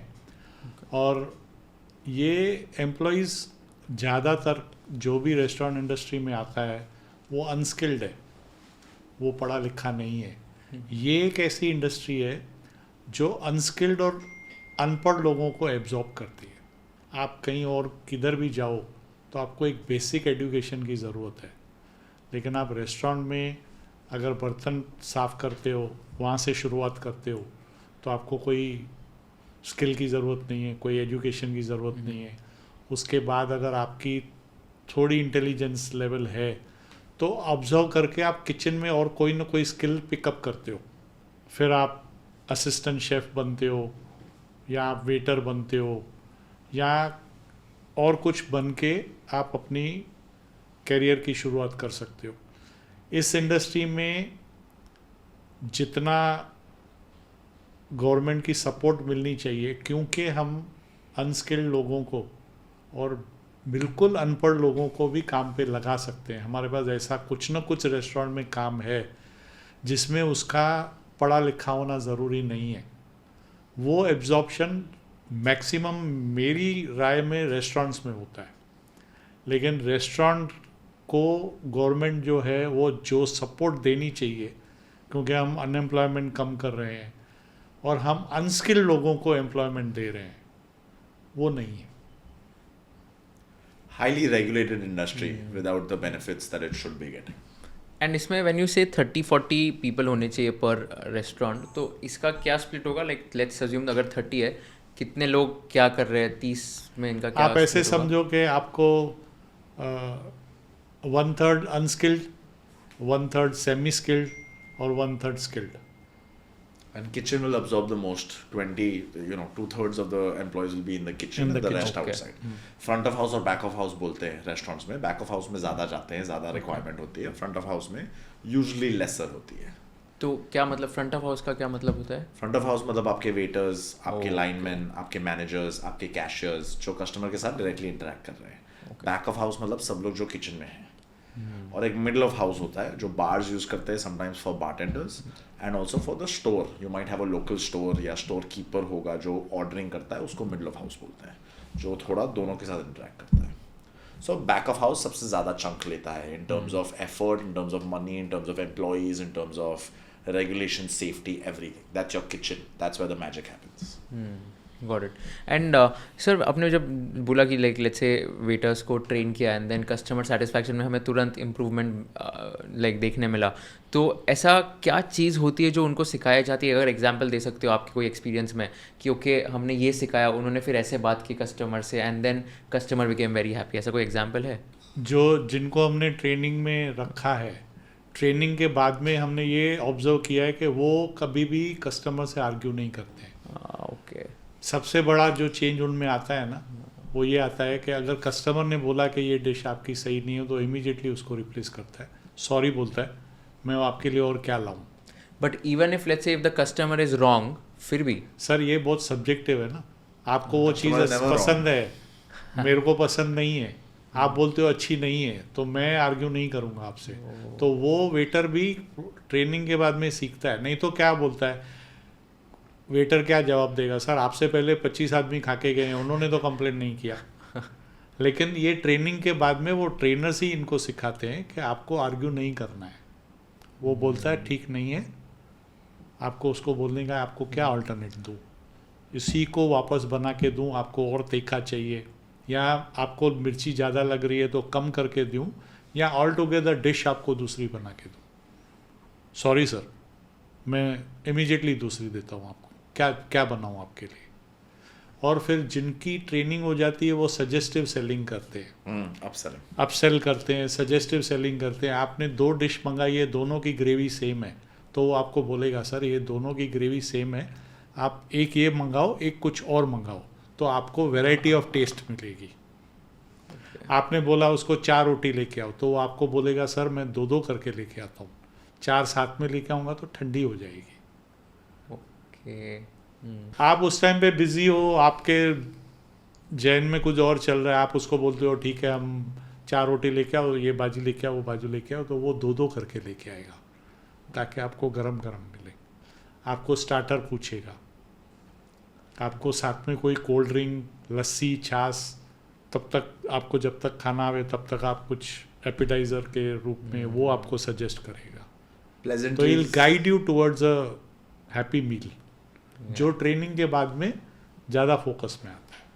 Also pleasantries, hi, hello, thank you at the end of the meal creates a complete experience. Attentiveness, अगर आप रेस्टोरेंट में हैं और वेटर खोया खोया है तो आपको भी अच्छा नहीं लगेगा। आपको जैसे ही नीड होवे, आपने अपना सर ऊपर किया तो कोई आपके सामने आए, तो that's called intuition, that's called attentiveness. If you are able to provide that consistently in a restaurant, आपका एक्सपीरियंस बेटर होता है। And another line that I heard is, कोई भी कस्टमर आपके प्रोडक्ट या आपके सर्विस से दुखी नहीं होता है, वो आपके रिस्पॉन्स से दुखी होता है। आप अगर बोलो कि मेरे को ये खाना अच्छा नहीं लगा, ये डिश में ऑयल ज़्यादा है, मिर्ची कम है, वॉट एवर यू फील, उसमें अगर मैंने आपको आर्ग्यू किया कि नहीं सर ये तो हमारे इधर ऐसा ही बनता है, ये बेस्ट है, आप कभी वापस नहीं आओगे। तभी अगर मैंने आपको रिप्लेस करके दिया, वॉट एवर, ओके आपको मिर्ची थोड़ी ज़्यादा लगी, हम लोग कम करके देते हैं, भले वो हमारे हिसाब से वो एग्जैक्टली राइट नहीं होवे, पर आपको वो अच्छा लगे, that response will get you back into my restaurant. Even if you would incur some loss on that, which is fine. Yes, It's I mean, not- of course, it's a थोड़ा ये है कि वो डिश वेस्ट हो जाती है, लेकिन हमको भी कुछ सीखने को मिलता है कि ये एरिया के लोगों को तीखा पसंद है कि कम तीखा पसंद है। पर हर जो गेस्ट है वो अलग है, वो यूज टू है तीखा खाने के घर में, ये मेरे को तो पता नहीं है जब ये आके बैठता है। तो या तो ऑर्डर देने के टाइम पे हमको बोले, दैट इज़ बेटर, नहीं तो अगर वो हमारे को कंप्लेन करता है कि मेरे हिसाब से ये ज़्यादा तीखा है, तो हम आर्ग्यू नहीं करते हैं, हमारे वेटर भी आर्ग्यू नहीं करता है, हम इमीडिएटली रिप्लेस करके उसको दूसरा बना के देते हैं। And it's not, I mean it's not worth losing a customer over. जितना भी मिनिमल लॉस इन कॉस्ट होता है या फूड कॉस्ट होता है, overall if you look at it across a day, month, year, it's not worth arguing and losing a customer. आप ये strategy से ज़्यादा रिपीटेबिलिटी इंक्रीज कर सकते हो रादर देन पेनी वाइज पाउंड फुलिश, राइट। आप तभी आर्ग्यू करके उतना सा खाना बचा दोगे, उतना सा 200 रुपये 300 रुपये जितना भी आपका डिश है उतना बचाओगे, वो कस्टमर वापस नहीं आएगा, हज़ारों का आपका लॉस हुआ, तो it's not worth. Makes sense. हमारे पास जो टेक अवे का कस्टमर भी होता है, उसके घर पे खाना गया और उसने अगर फ़ोन किया कि सर ये अच्छा नहीं था, अगर नज़दीक है तो हम उसको बोलते हैं कि सर इसको साइड में रखो, मैं दूसरा भेजता हूँ। इफ़ पॉसिबल विल, अगर है विसिनिटी में, और अगर विसिनिटी में नहीं है, से फॉर एग्जांपल ट्रेन में खाया है उसने, ट्रेन में लेके गया है, तो अभी वहाँ तो मैं नहीं बोल सकता हूँ, मैं उसको बोलूँगा सर नेक्स्ट टाइम आप आना, नेक्स्ट मील आपके लिए फ्री है, complimentary. Wow. But I don't want to lose that customer. और जो जेन्यून कस्टमर होगा, वो जेन्यून मिस्टेक होगी या वाकई में कुछ उसने फील किया होगा तो ही करेगा। वो मेरे को चीट करने के लिए नहीं बोलता है कि आपका खाना सही नहीं है, कि मेरे को नेक्स्ट मील फ्री मिले। 1 से Nobody 2 does that. 1 से 2% करते हैं, they might try to take advantage of you, but that's 1 to 2%. It's not worth upsetting the rest of your customer base ever. We're taking a risk on those 1 to 2%, which is fine. और 100%. Negligible percentage करता भी होगा, लेकिन वो कितनी बार कर सकेगा आपके पास? एक ही बार कर सकेगा। Right. नेक्स्ट टाइम तो आपको भी याद होगा कि इसने पहले भी यही कंप्लेन किया था। So is an habitual complain करने वाला आदमी है, then you know how to respond with him. अभी सर भगत ताराचंद ऐसे स्टेज पे आ गया जहाँ पर वर्ड ऑफ माउथ से most of the customers attract हो जाते हैं, because it has reached a scale and it is a legacy restaurant. But marketing जो होती है, अगर कोई एक रेस्टोरेंट है तो उनको कैसे करनी चाहिए कि कस्टमर्स एक्वायर हो? And if you can tell through your journey कि अगर आपने कोई एक मार्केटिंग स्ट्रैटेजी की थी स्टार्टिंग में जो बहुत हेल्प हुई थी, जिससे बहुत कस्टमर्स आ गए थे, that will be very helpful. I think Vishal will be a correct right person to answer this, क्योंकि हमारे ज़माने में तो मार्केटिंग होती ही नहीं थी, वर्ड ऑफ माउथ होता था। बट आपने लेकिन फिर अभी ज़माना customers कैसे बदली हुआ acquire है, किया? अभी ज़माना बदली हुआ है सोशल मीडिया और उसकी वजह से, और उसमें जो नई जनरेशन है they are doing better than me, so let Vishal answer this. But just before that, आपके टाइम जैसे जब आपने शुरू भी किया था, तब फिर कस्टमर्स कैसे एक्वायर होते थे? लाइक कैसे सर कोई हमारी marketing उस टाइम वगैरह की जो जवेरी बाज़ार की लोकेशन थी, वो लोकेशन ऐसी थी जहाँ अभी भी लाखों लोग रोज़ जाते हैं, मार्केट एरिया, मार्केट एरिया थी, और जहाँ से वो खरीदी करते हैं वहीं पूछते थे कि मैं किधर खाना खाऊं। आप भी किसी नए शहर में जाओगे तो आप रिक्शा वालों से, टैक्सी वालों से पूछोगे भैया अच्छा खाना खाने का है, किधर लेके चलोगे?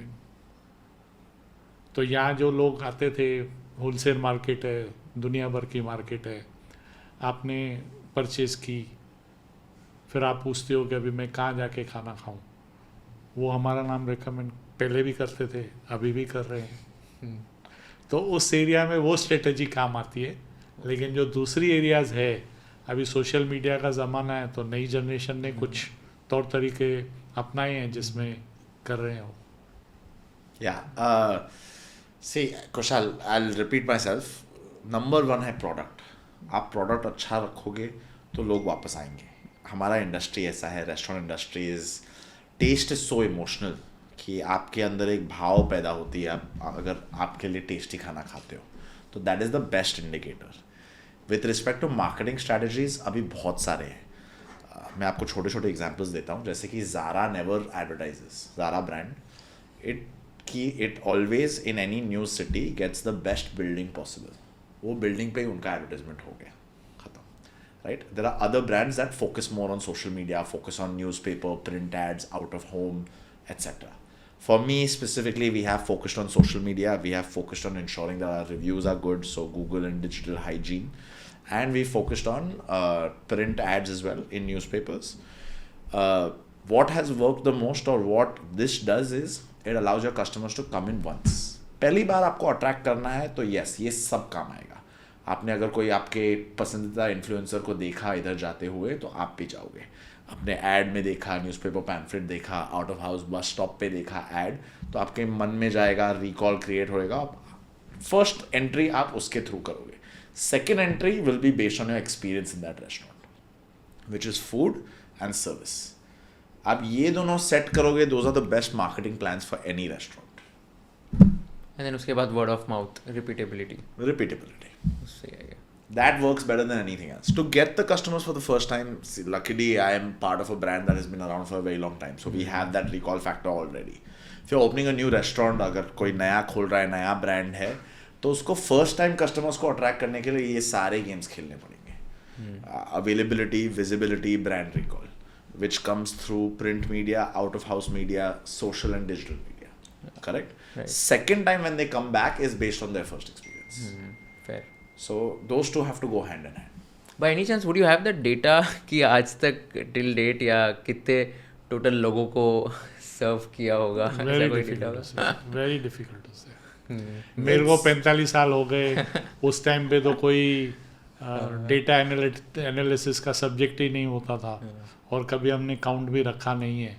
और तभी इन्होंने ज़वेरी बाज़ार में एक ग्राउंड फ्लोर से चालू किया था।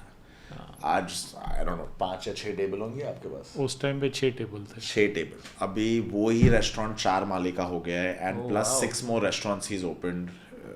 आई think he is been involved in 20 to 25 restaurants जो खुल के बंद होके रेंटल एग्रीमेंट्स खत्म हुए etcetera. Right now we have 6 to 7 running restaurants. तो even if I wanted to do an MBA estimation analysis, I could not. There's too many factors over here. I just thought I'll ask you that. कोई एक ऐसे incident हुआ है, कोई एक ऐसे celebrity आए थे रेस्टोरेंट में एंड कुछ एकदम अच्छा प्लेजेंट एक्सपीरियंस था? सेलिब्रिटीज़ तो पहले बहुत आते थे, अभी क्योंकि हम ज़वेरी बाज़ार में पार्किंग नहीं है, वहाँ किसी को आना ज़्यादा पसंद नहीं है। लेकिन हमारे यहाँ जो शेफ्स हैं उसमें संजीव कपूर जी आए हैं, रणवीर बरार जी ने तो मेरे से इंटरव्यू भी लिया है और शूट भी किया है। कुणाल विजयकर जो फूड के बारे में लिखते हैं, वो Forbes magazine, mid day, times of India, Hindustan times, वो हमेशा मीडिया के लोग आते रहते हैं। Lower Parel restaurant I have seen Mohammad Kaif, Ashutosh Gowariker, Sreesanth, अच्छा, people who are nearby जिन्होंने खोला है, सॉरी सुना है अच्छा नाम इसके बारे में, they've come through. And like you've interacted with them and you've got a chance to little bit when I was there just to say hi. Honestly, I care more about their experience in my restaurant, so I don't try to make it a big deal in any form whatsoever. वो लोग आए, वो लोग अच्छा खाना खाए, खुश होके जाए, वही मेरा मेन है, whether it be a celebrity or not. Got it. Fair, very interesting. And let's say like if you were to open Bhagat Tarachand in a country outside India, any specific country you think आप उसमें open करना चाहोगे and why?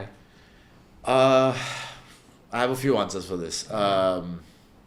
I would love to open in New York क्योंकि मैं उधर रहा हूँ, मैंने बहुत इंडियन फूड खाया है, मुझे लगता है हमारा खाना बहुत ही अच्छा चलेगा उधर, and I can really up the game in Indian food and Indian cuisine in a fabulous city like New York.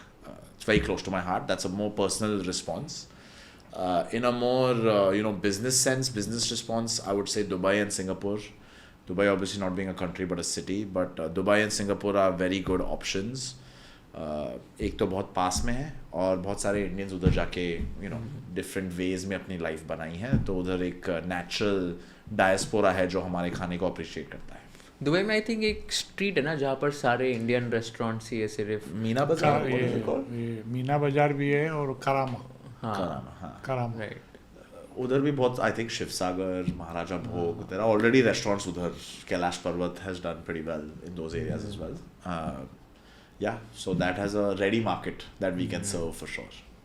Got it. And Singapore, you said. Yeah. And Singapore में भी काफ़ी इंडियन स्ट्रीट है जहाँ mostly Indian restaurants है, और जो भी restaurants वहाँ खुले हैं जहाँ तक हमारी नॉलेज जाती है, दे आर डूइंग वेल.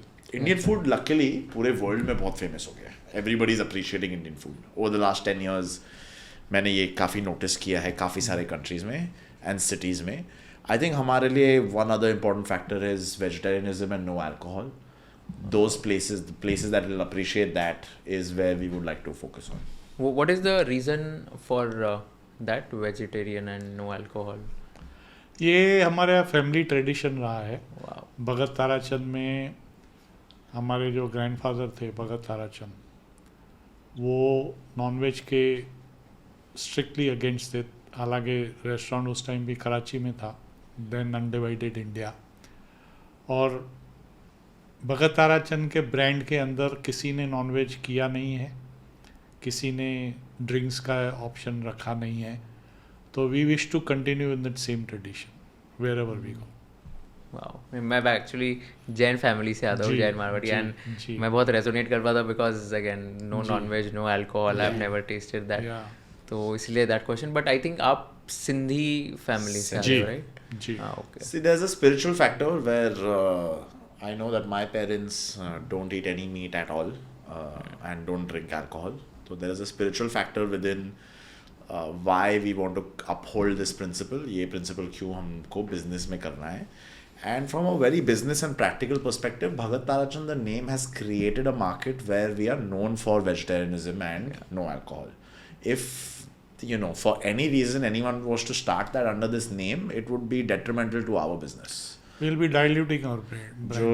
जो हमारे कस्टमर अब तक इतने लॉयल रहे और बने हैं, they might not prefer to come back if they have meat on the same table or another table or alcohol being served in that place. So from both perspectives, there is an advantage to keeping it as it is now.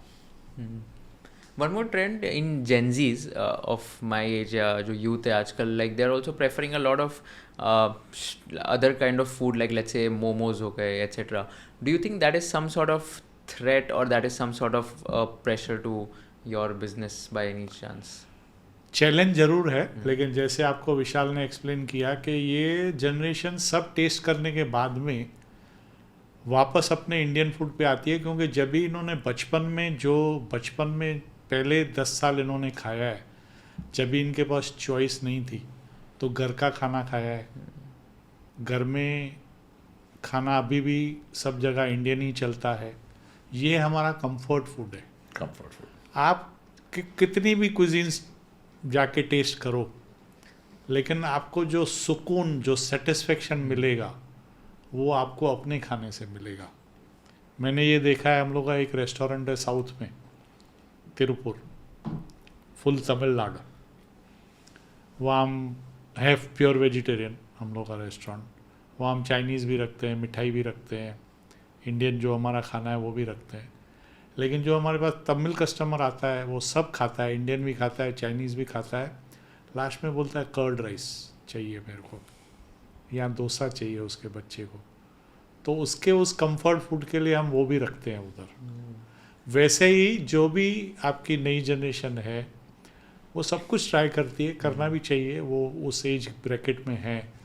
लेकिन फिर भी उनको जब भी celebrate करना है, comfort food चाहिए, तभी उनको इंडियन खाना ही याद आता है। एंड आफ्टर ऑल कुशाल भी आपको रेस्टोरेंट पे ही मिले थे, खाने के लिए आए थे, आप भी तो जेंजी हो। और आप लोअर परेड good में आके one. मेरे साथ बैठिए किसी दिन में, हाँ, आपको ग्रुप मिलेंगे जो लड़के लड़कियां 15 और 18 साल 20 साल के बीच के हैं। अच्छा 10 जन, 8 जन, 12 जन। किसी का बर्थडे है, किसी का कुछ है, किसी की कुछ अचीवमेंट हुई है, टेस्ट पास किया है, एग्ज़ाम पास किया, what ever may be the reason.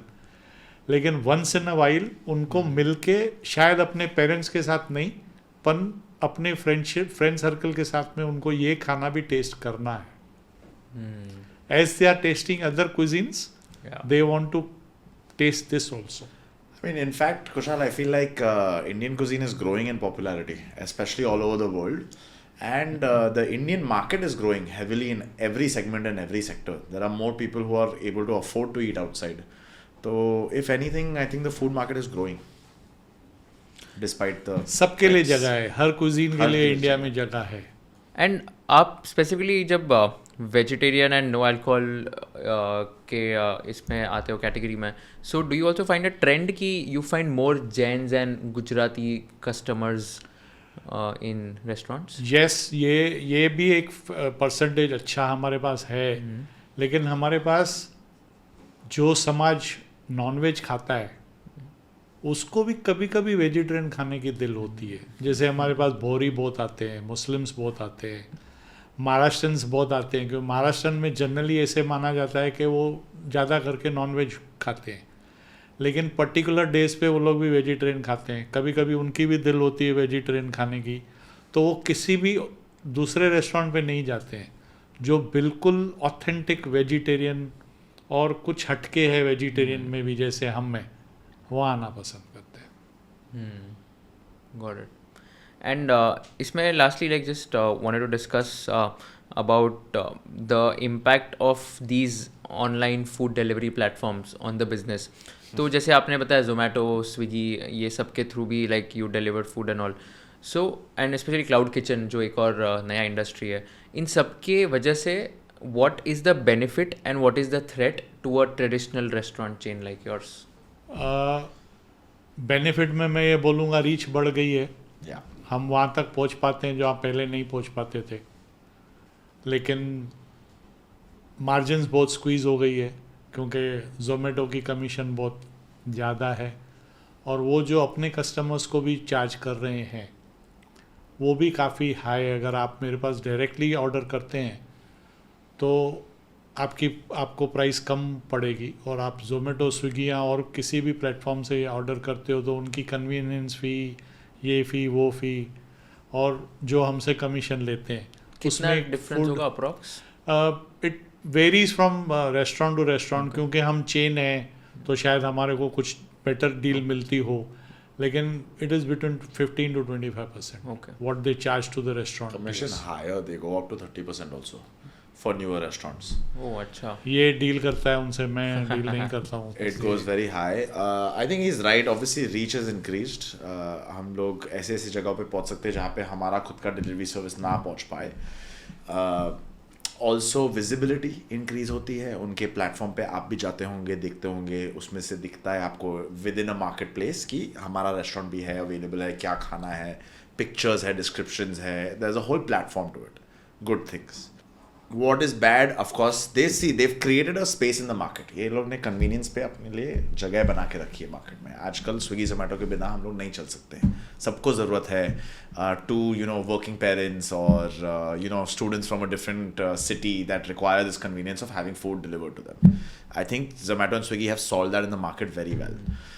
They are squeezing restaurants in terms of margin, and they are creating an atmosphere of hyper convenience. आपको जेप्टो जब भी आप मंगाते हो 6 मिनट में आपको पैकेज लेज या कुछ डिलीवरी आ जाता है जल्दी, दैट्स ग्रेट। वही एक्सपेक्टेशन आप कुक्ड फूड के साथ नहीं रखनी चाहिए। The market has started to keep expectations that even cooked food will come within 6 minutes, 10 minutes, 12 minutes. That is a detriment to public health. क्योंकि restaurants are being incentivized to keep food prepared and use stale food. And हमारा obviously ये पूरे podcast में हमने आपको बोला है कि हमारा फोकस फ्रेशनेस और क्वालिटी पे है, तो हम वो चीज़ों पे कॉम्प्रोमाइज़ नहीं कर सकते हैं. तो I can't provide you 6 minute deliveries. मेरा टाइम ज़्यादा लगेगा ही, एंड आई एम प्राउड कि मेरा टाइम लगता है क्योंकि मैं फ्रेश से फ्रेश खाना आपको सर्व करता हूँ. तो that shift in public mentality कि हमें इतना जल्दी सब कुछ मिल जाएगा, दैट्स अ लिटिल स्कैरी. तो इसमें जो बाकी रेस्टोरेंट्स है जो 8 मिनट्स 10 मिनट्स में डिलीवर करते हैं, तो वो पैकेज फूड होता है, मतलब पहले से ही बनाया होता है एंड वो दिया जाता सर है. आप बताइए कैसे पॉसिबल है? आपकी डिलीवरी टाइम तो कुछ लगेगा.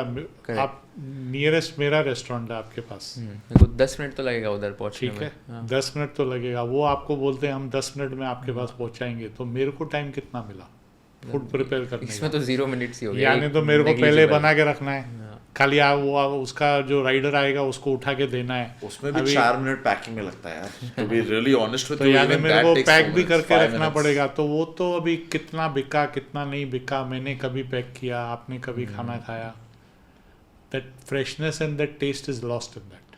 See, there are certain types of restaurants ऐसे हैं जिनके लिए ये naturally inherently easy है. आप केक तो बना ही रहता है, वो तभी मेड टू ऑर्डर तो नहीं करने वाला है unless it's a very specific cake. तो वो अगर 8 मिनट में 10 मिनट में आपको सर्व कर रहा है, फेयर. क्रोजॉन्स भी सुबह को बन के कैफ़े में रखे रहते हैं, वही आपको हीट करके सर्व करते हैं. वो अगर आपको डिलीवर किया तो अगेन फेयर. पर अभी आप अगर पनीर भुर्जी मंगाओ और वो सुबह का रखा हुआ आपको डिलीवर करे 8 मिनट में, you will not enjoy it. That's not a dish made for that quickness. It's just not. But still it's happening in the industry It's and it is happening. being It delivered. must be Those who- because we are Those who being don't care pressured about their quality, freshness, they're doing it. No, but I'm asking कि customer फिर भी खा रहे हैं ये 10 minute. Customer को किसी को अवेयरनेस नहीं है इस चीज़ की. किसी को अवेयरनेस होते हुए भी कन्वीनियंस पे ज़्यादा फोकस है कि मुझे 8 मिनट में चाहिए खाना, कुछ भी हो जाए, कैसा भी खाना हो. आपकी प्रायोरिटी क्या है वो आपके ऊपर निर्भर करता है. आप किसको ज़्यादा तवज्जो देते हो, टेस्ट को देते हो, फ्रेशनेस को देते हो, कि कन्वीनियंस को देते हो. One thing I've from our brand I'm very clear about is that I don't want to cave into that pressure. हम लोग इधर 8 मिनट में स्विगी बोल्ट पे या जोमेटो क्विक पे कुछ भी नहीं मिलता है. आप अगर ऑर्डर करोगे you will get the best food possible, but you will have to wait a little bit for it, specially if it's delivery. अगर आप डाइन इन में अगर कोई रेस्टोरेंट में आओगे तो our kitchen operations are so fast कि आपको खाना बहुत जल्दी मिलेगा टेबल पे, but those are specifically prepared there and then. Delivery में we can not keep up with the 6 minute trend. क्योंकि आपको डिलीवरी में पैकेजिंग करनी है, फिर उसका राइडर आएगा वो उठाएगा, फिर राइडर आपके यहाँ पहुँचेगा. अभी आपके बिल्डिंग में नीचे पहुँचेगा, उसको आपके घर तक पहुँचने में 15 मिनट शायद लग जाएंगे क्योंकि उसका वो स्टेप्स इतनी है इसमें. तो for all food is not possible to give it to you within 10 minutes. Yeah, and the pressure that's being put on restaurants, right, which is bad for public health. इतना pressure नहीं होना चाहिए restaurants को, उनको time होना चाहिए पकाने के लिए. Second pressure is being put on riders. उनको भी incentives मिलते हैं कि आपकी जगह पे उसने 4 मिनट में पहुंचाया तो उसको incentive मिलेगा. तो 2-wheelers, going in no entries, driving rashly, driving however they want it's a सब product of this. unintended consequences है इसके. वो फास्ट चलाएगा, उसकी लाइफ और उसकी सेफ्टी का रॉन्ग भी लेन में जाएगा क्योंकि उसको भी 10 मिनट के अंदर डिलीवरी करनी है, नहीं तो शायद उसकी कमीशन नहीं मिलेगी. This is how it has been structured for them also. So ये भी एक अनइंटेंड खराब कॉन्सिक्वेंस है इसका. And I actually had the chance of working with Uber Technologies in America, so I know the inner workings of how certain riders are incentivized, and this can be problematic for the city, country, whatever. So how they are like incentivized exactly? For example, like my father mentioned right now कि अगर आप ये 10 minute में नहीं पहुंचाओ, अगर आप 10 minute में पहुंचाओगे तो आपको एक्स्ट्रा 20 रुपये मिलेगा. Okay, वैसे. अगर आप 3 order back to back accept करोगे तो आपको एक्स्ट्रा 50 रुपीज़ मिलेगा. So certain behaviors are incentivized. बहुत सारी चीज़ों में it's a good thing. अगर आप बैक टू बैक ऑफर्स जैसे देखते हो कि तीनों एक्सेप्ट किए तो कस्टमर को भी सीमलेस सर्विस मिलता है और राइडर को भी गुड अर्निंग्स मिलते हैं और कंपनी के लिए भी अच्छा है. पर अगर आप वो टाइम रिस्ट्रिक्शन डाल दो, specially like in a city like Bombay, कहाँ पे क्या खुदा हुआ है, कहाँ पे क्या नो एंट्री है, ट्रैफिक कितना है, क्या टाइम है, And if you're pressurizing these people to reach within a certain time in those conditions, it could be dangerous. Right. So there has to be a balance. And मैं बस एक चीज़ की बात करूँ, अगर जैसे वो बिल की भी बात करते हैं, अगर फूड बिल जो आता है उसमें एक जीएसटी कंपोनेंट होता है और एक सर्विस चार्ज कोई रेस्टोरेंट्स काफ़ी मतलब अगेन वो भी 10% चार्ज करते हैं. तो whether that is mandatory and वो क्या एग्जैक्टली उसका क्या कॉन्सेप्ट है? देखिए, भगत ताराचंद में हम सर्विस चार्ज नहीं लेते हैं, किसी भी भगत ताराचंद में नहीं है. लेकिन जनरल इंडस्ट्री में ये काफ़ी जो फर्स्ट ग्रेड और फाइन डाइन रेस्टोरेंट्स है वो चार्ज करते हैं.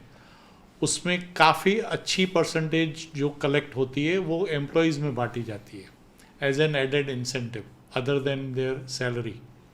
हम भगत ताराचंद में हमेशा से रीज़नेबल रहे हैं, हमने कभी सर्विस चार्ज कस्टमर्स को चार्ज नहीं किए.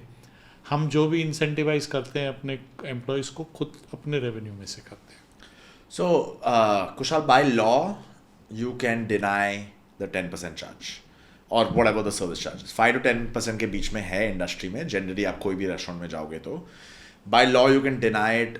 थोड़ा ग्रे एरिया है कि अगर उन्होंने एंट्रेंस पे लिखा है we levy service charge and you decide to sit, then maybe you can't deny it and the restaurant can tell you have to pay it. There is some grey area over there. Industry norm is 90%, 95% have started charging. We do not charge at all. We want to be as clear and transparent as possible. The price that you see in the menu is your price. That's it. Obviously उसके ऊपर जो government tax है we cannot do anything about it. वो 5% government tax तो लगता ही लगता है. तो that is the only added component to any of our deliveries or food served at the restaurant. Yeah, like my father said, we incentivize our employees by keeping good healthy salaries, good healthy food, good healthy accommodation, as well as incentivizing them based on the overall sales of what the restaurant. Accommodation as in you take care of the accommodation? Yeah, yes. For most of the employees. अच्छा. हम उनके In our लिए जैसे industry, वो it's common. Dormitories होती है वो rent पे लेके उनको फ्री में रहलाते हैं, वो रेंट हम भरते हैं. अच्छा जी. एंड कोई ऐसे रेस्टोरेंट्स में वहाँ पे भी ऐसी जगह बनाई होती है ना कुछ जी. waiters के वो लिए. जिनके पास वो एडेड ये होती है जगह होती है, नहीं तो विसिनिटी में हम उनके लिए अरेंज करते हैं जहाँ वो जाके रेस्ट करते हैं, रात को सोते हैं, सुबह को नहा धो के फिर फ्रेश होके ड्यूटी पे आते हैं. वो चार्जेस हम बेयर करते हैं. वहाँ की इलेक्ट्रिसिटी, वहाँ की रेंट, वहाँ का water, everything is borne by us other than their salaries.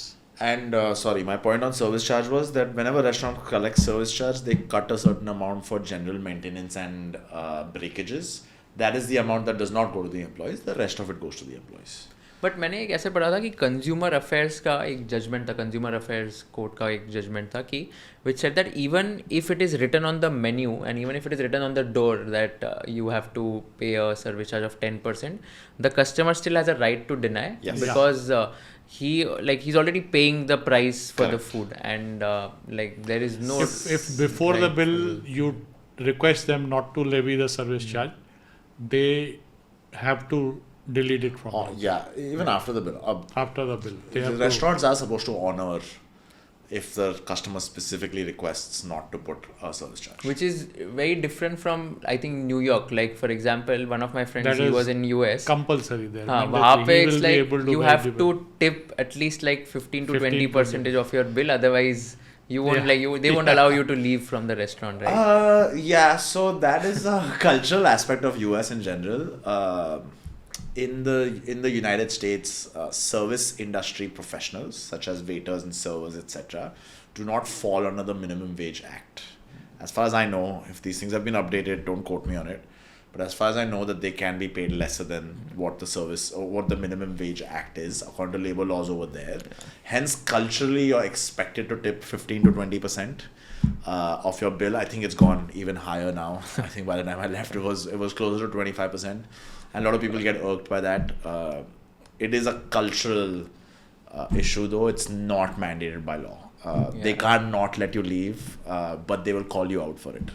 कुछ बोल के जाएंगे कि तुम सस्ते हो थोड़े, ऐसा कुछ बोल के जाएंगे तुमको, पर ऐसा कोई रुका नहीं सकता. So one of my creator friends only, so he went to US and what happened was like he did not pay the tip, the extra payment. Like I think the bill was $45 and he gave $50 and they did not return $5 back. So he was asking, give my $5, like where are my $5? And then there was an argument. So they said it's the tip, like that It's is a tip, something okay. minimum which we expect.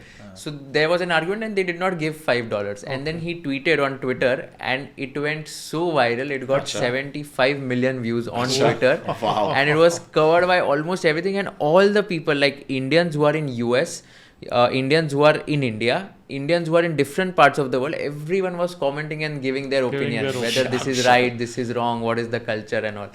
People who are in US citizens who are in US, they were also like giving their Commenting opinion. on it, My yeah. God, it just blew the internet. It's a hot topic over there for sure. You can have multiple opinions, but it's a hot And topic. everybody you know? has an opinion about it. Everybody has an opinion about everything exactly. nowadays, so. Yeah.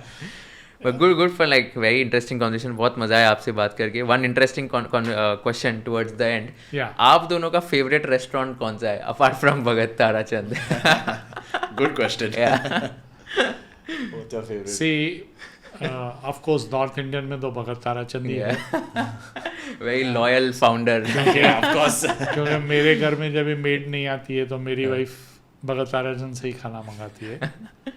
South Indian के लिए we have a specific restaurant by the name of Madras Bhavan in Madras Cafe. Madras cafe in Matunga. Matunga. Okay. And तो- which is the Arya Bhavan that you like? Which is the thali, South Indian thali place you south like? Indian thalis Matunga में एक है, I don't remember the name, Okay. Very famous one.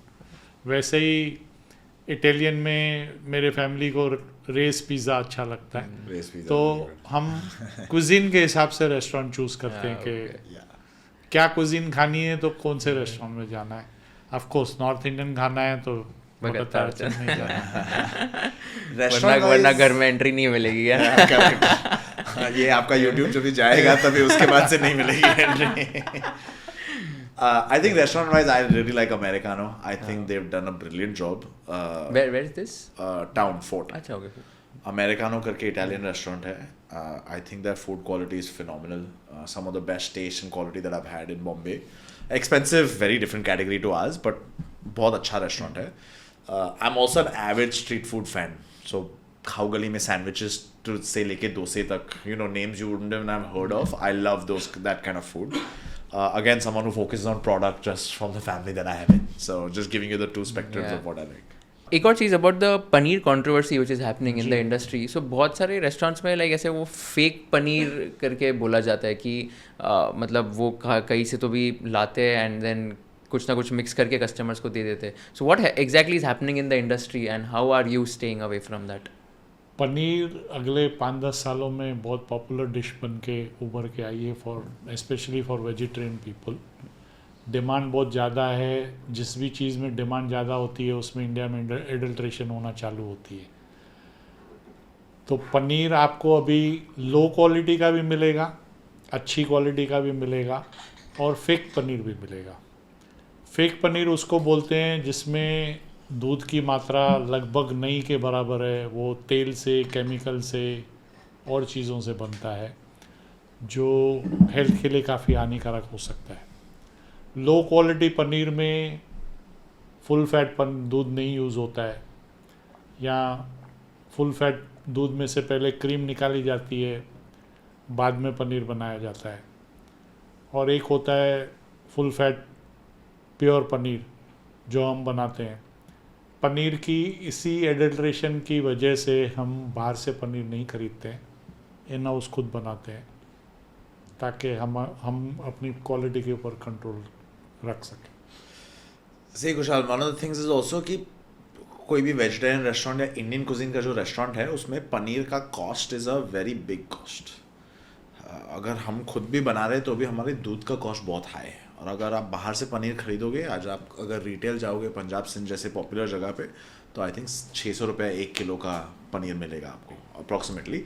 इसमें भी जैसे मेरे father ने explain किया बहुत सारे क्वालिटीज़ है, आपको 200 रुपये का भी मिल सकता है. तो you know the restaurants that are indulging in analog paneer या फेक पनीर जो है वो अपनी कॉस्ट कम करने की कोशिश कर रहे हैं. तो it's a high value product but reducing the cost as much as possible so that they keep a large margin. Very unethical. Yeah, but again, this is at the detrimental of Detrimental the of- It's detrimental our to your health. of our health completely. Long term बहुत काफ़ी उसके अंदर नुकसान हो सकते हैं, क्योंकि क्या क्या केमिकल मिलाए हैं, पाम ऑयल मिलाया है, वो उनको भी नहीं मालूम दूसरे है, केमिकल्स restaurant को। मिलाए, वो भी जो फैक्ट्री वाला बनाता है वो उसको सस्ते में देता है और वो रेस्टोरेंट वाला खरीदता है। इज देयर एनी वे कि अगर मैं कस्टमर हूँ, मैं आइडेंटिफाई कैसे करूँ कि ये फेक पनीर है या ये रियल पनीर है? आप कुछ यूट्यूब्स भी देखोगे तो उसमें भी वो एक्सप्लेन करते हैं। मेनली इसमें ये होता है कि वो जल्दी क्रम्पल हो जाता है Soft और कौन सा सॉफ्ट वाला? रहता है जो फेक fake पनीर है, analog, हाँ। और बहुत ही क्रम्पल हो जाता है। आप थोड़ा उसको ऐसा ये करोगे तो बिखर जाएगा वो, तो वो समझो पनीर जो है वो सही क्वालिटी का नहीं है। किसी में से क्रीम निकाली जाती है, वो लो क्वालिटी होगा लेकिन हार्मफुल नहीं होगा, पर एटलीस्ट क्योंकि पनीर, खाली एटलीस्ट दूध के वो through वो built दूध का ही है, लेकिन उसमें से क्रीम निकाल दी है। यानी आपको जो उसका जो फैट और जो प्रोटीन होना चाहिए वो उन्होंने निकाल दिया है, उसको क्रीम में कन्वर्ट कर दिया है, और आप खाली वे का पनीर खा रहे हो।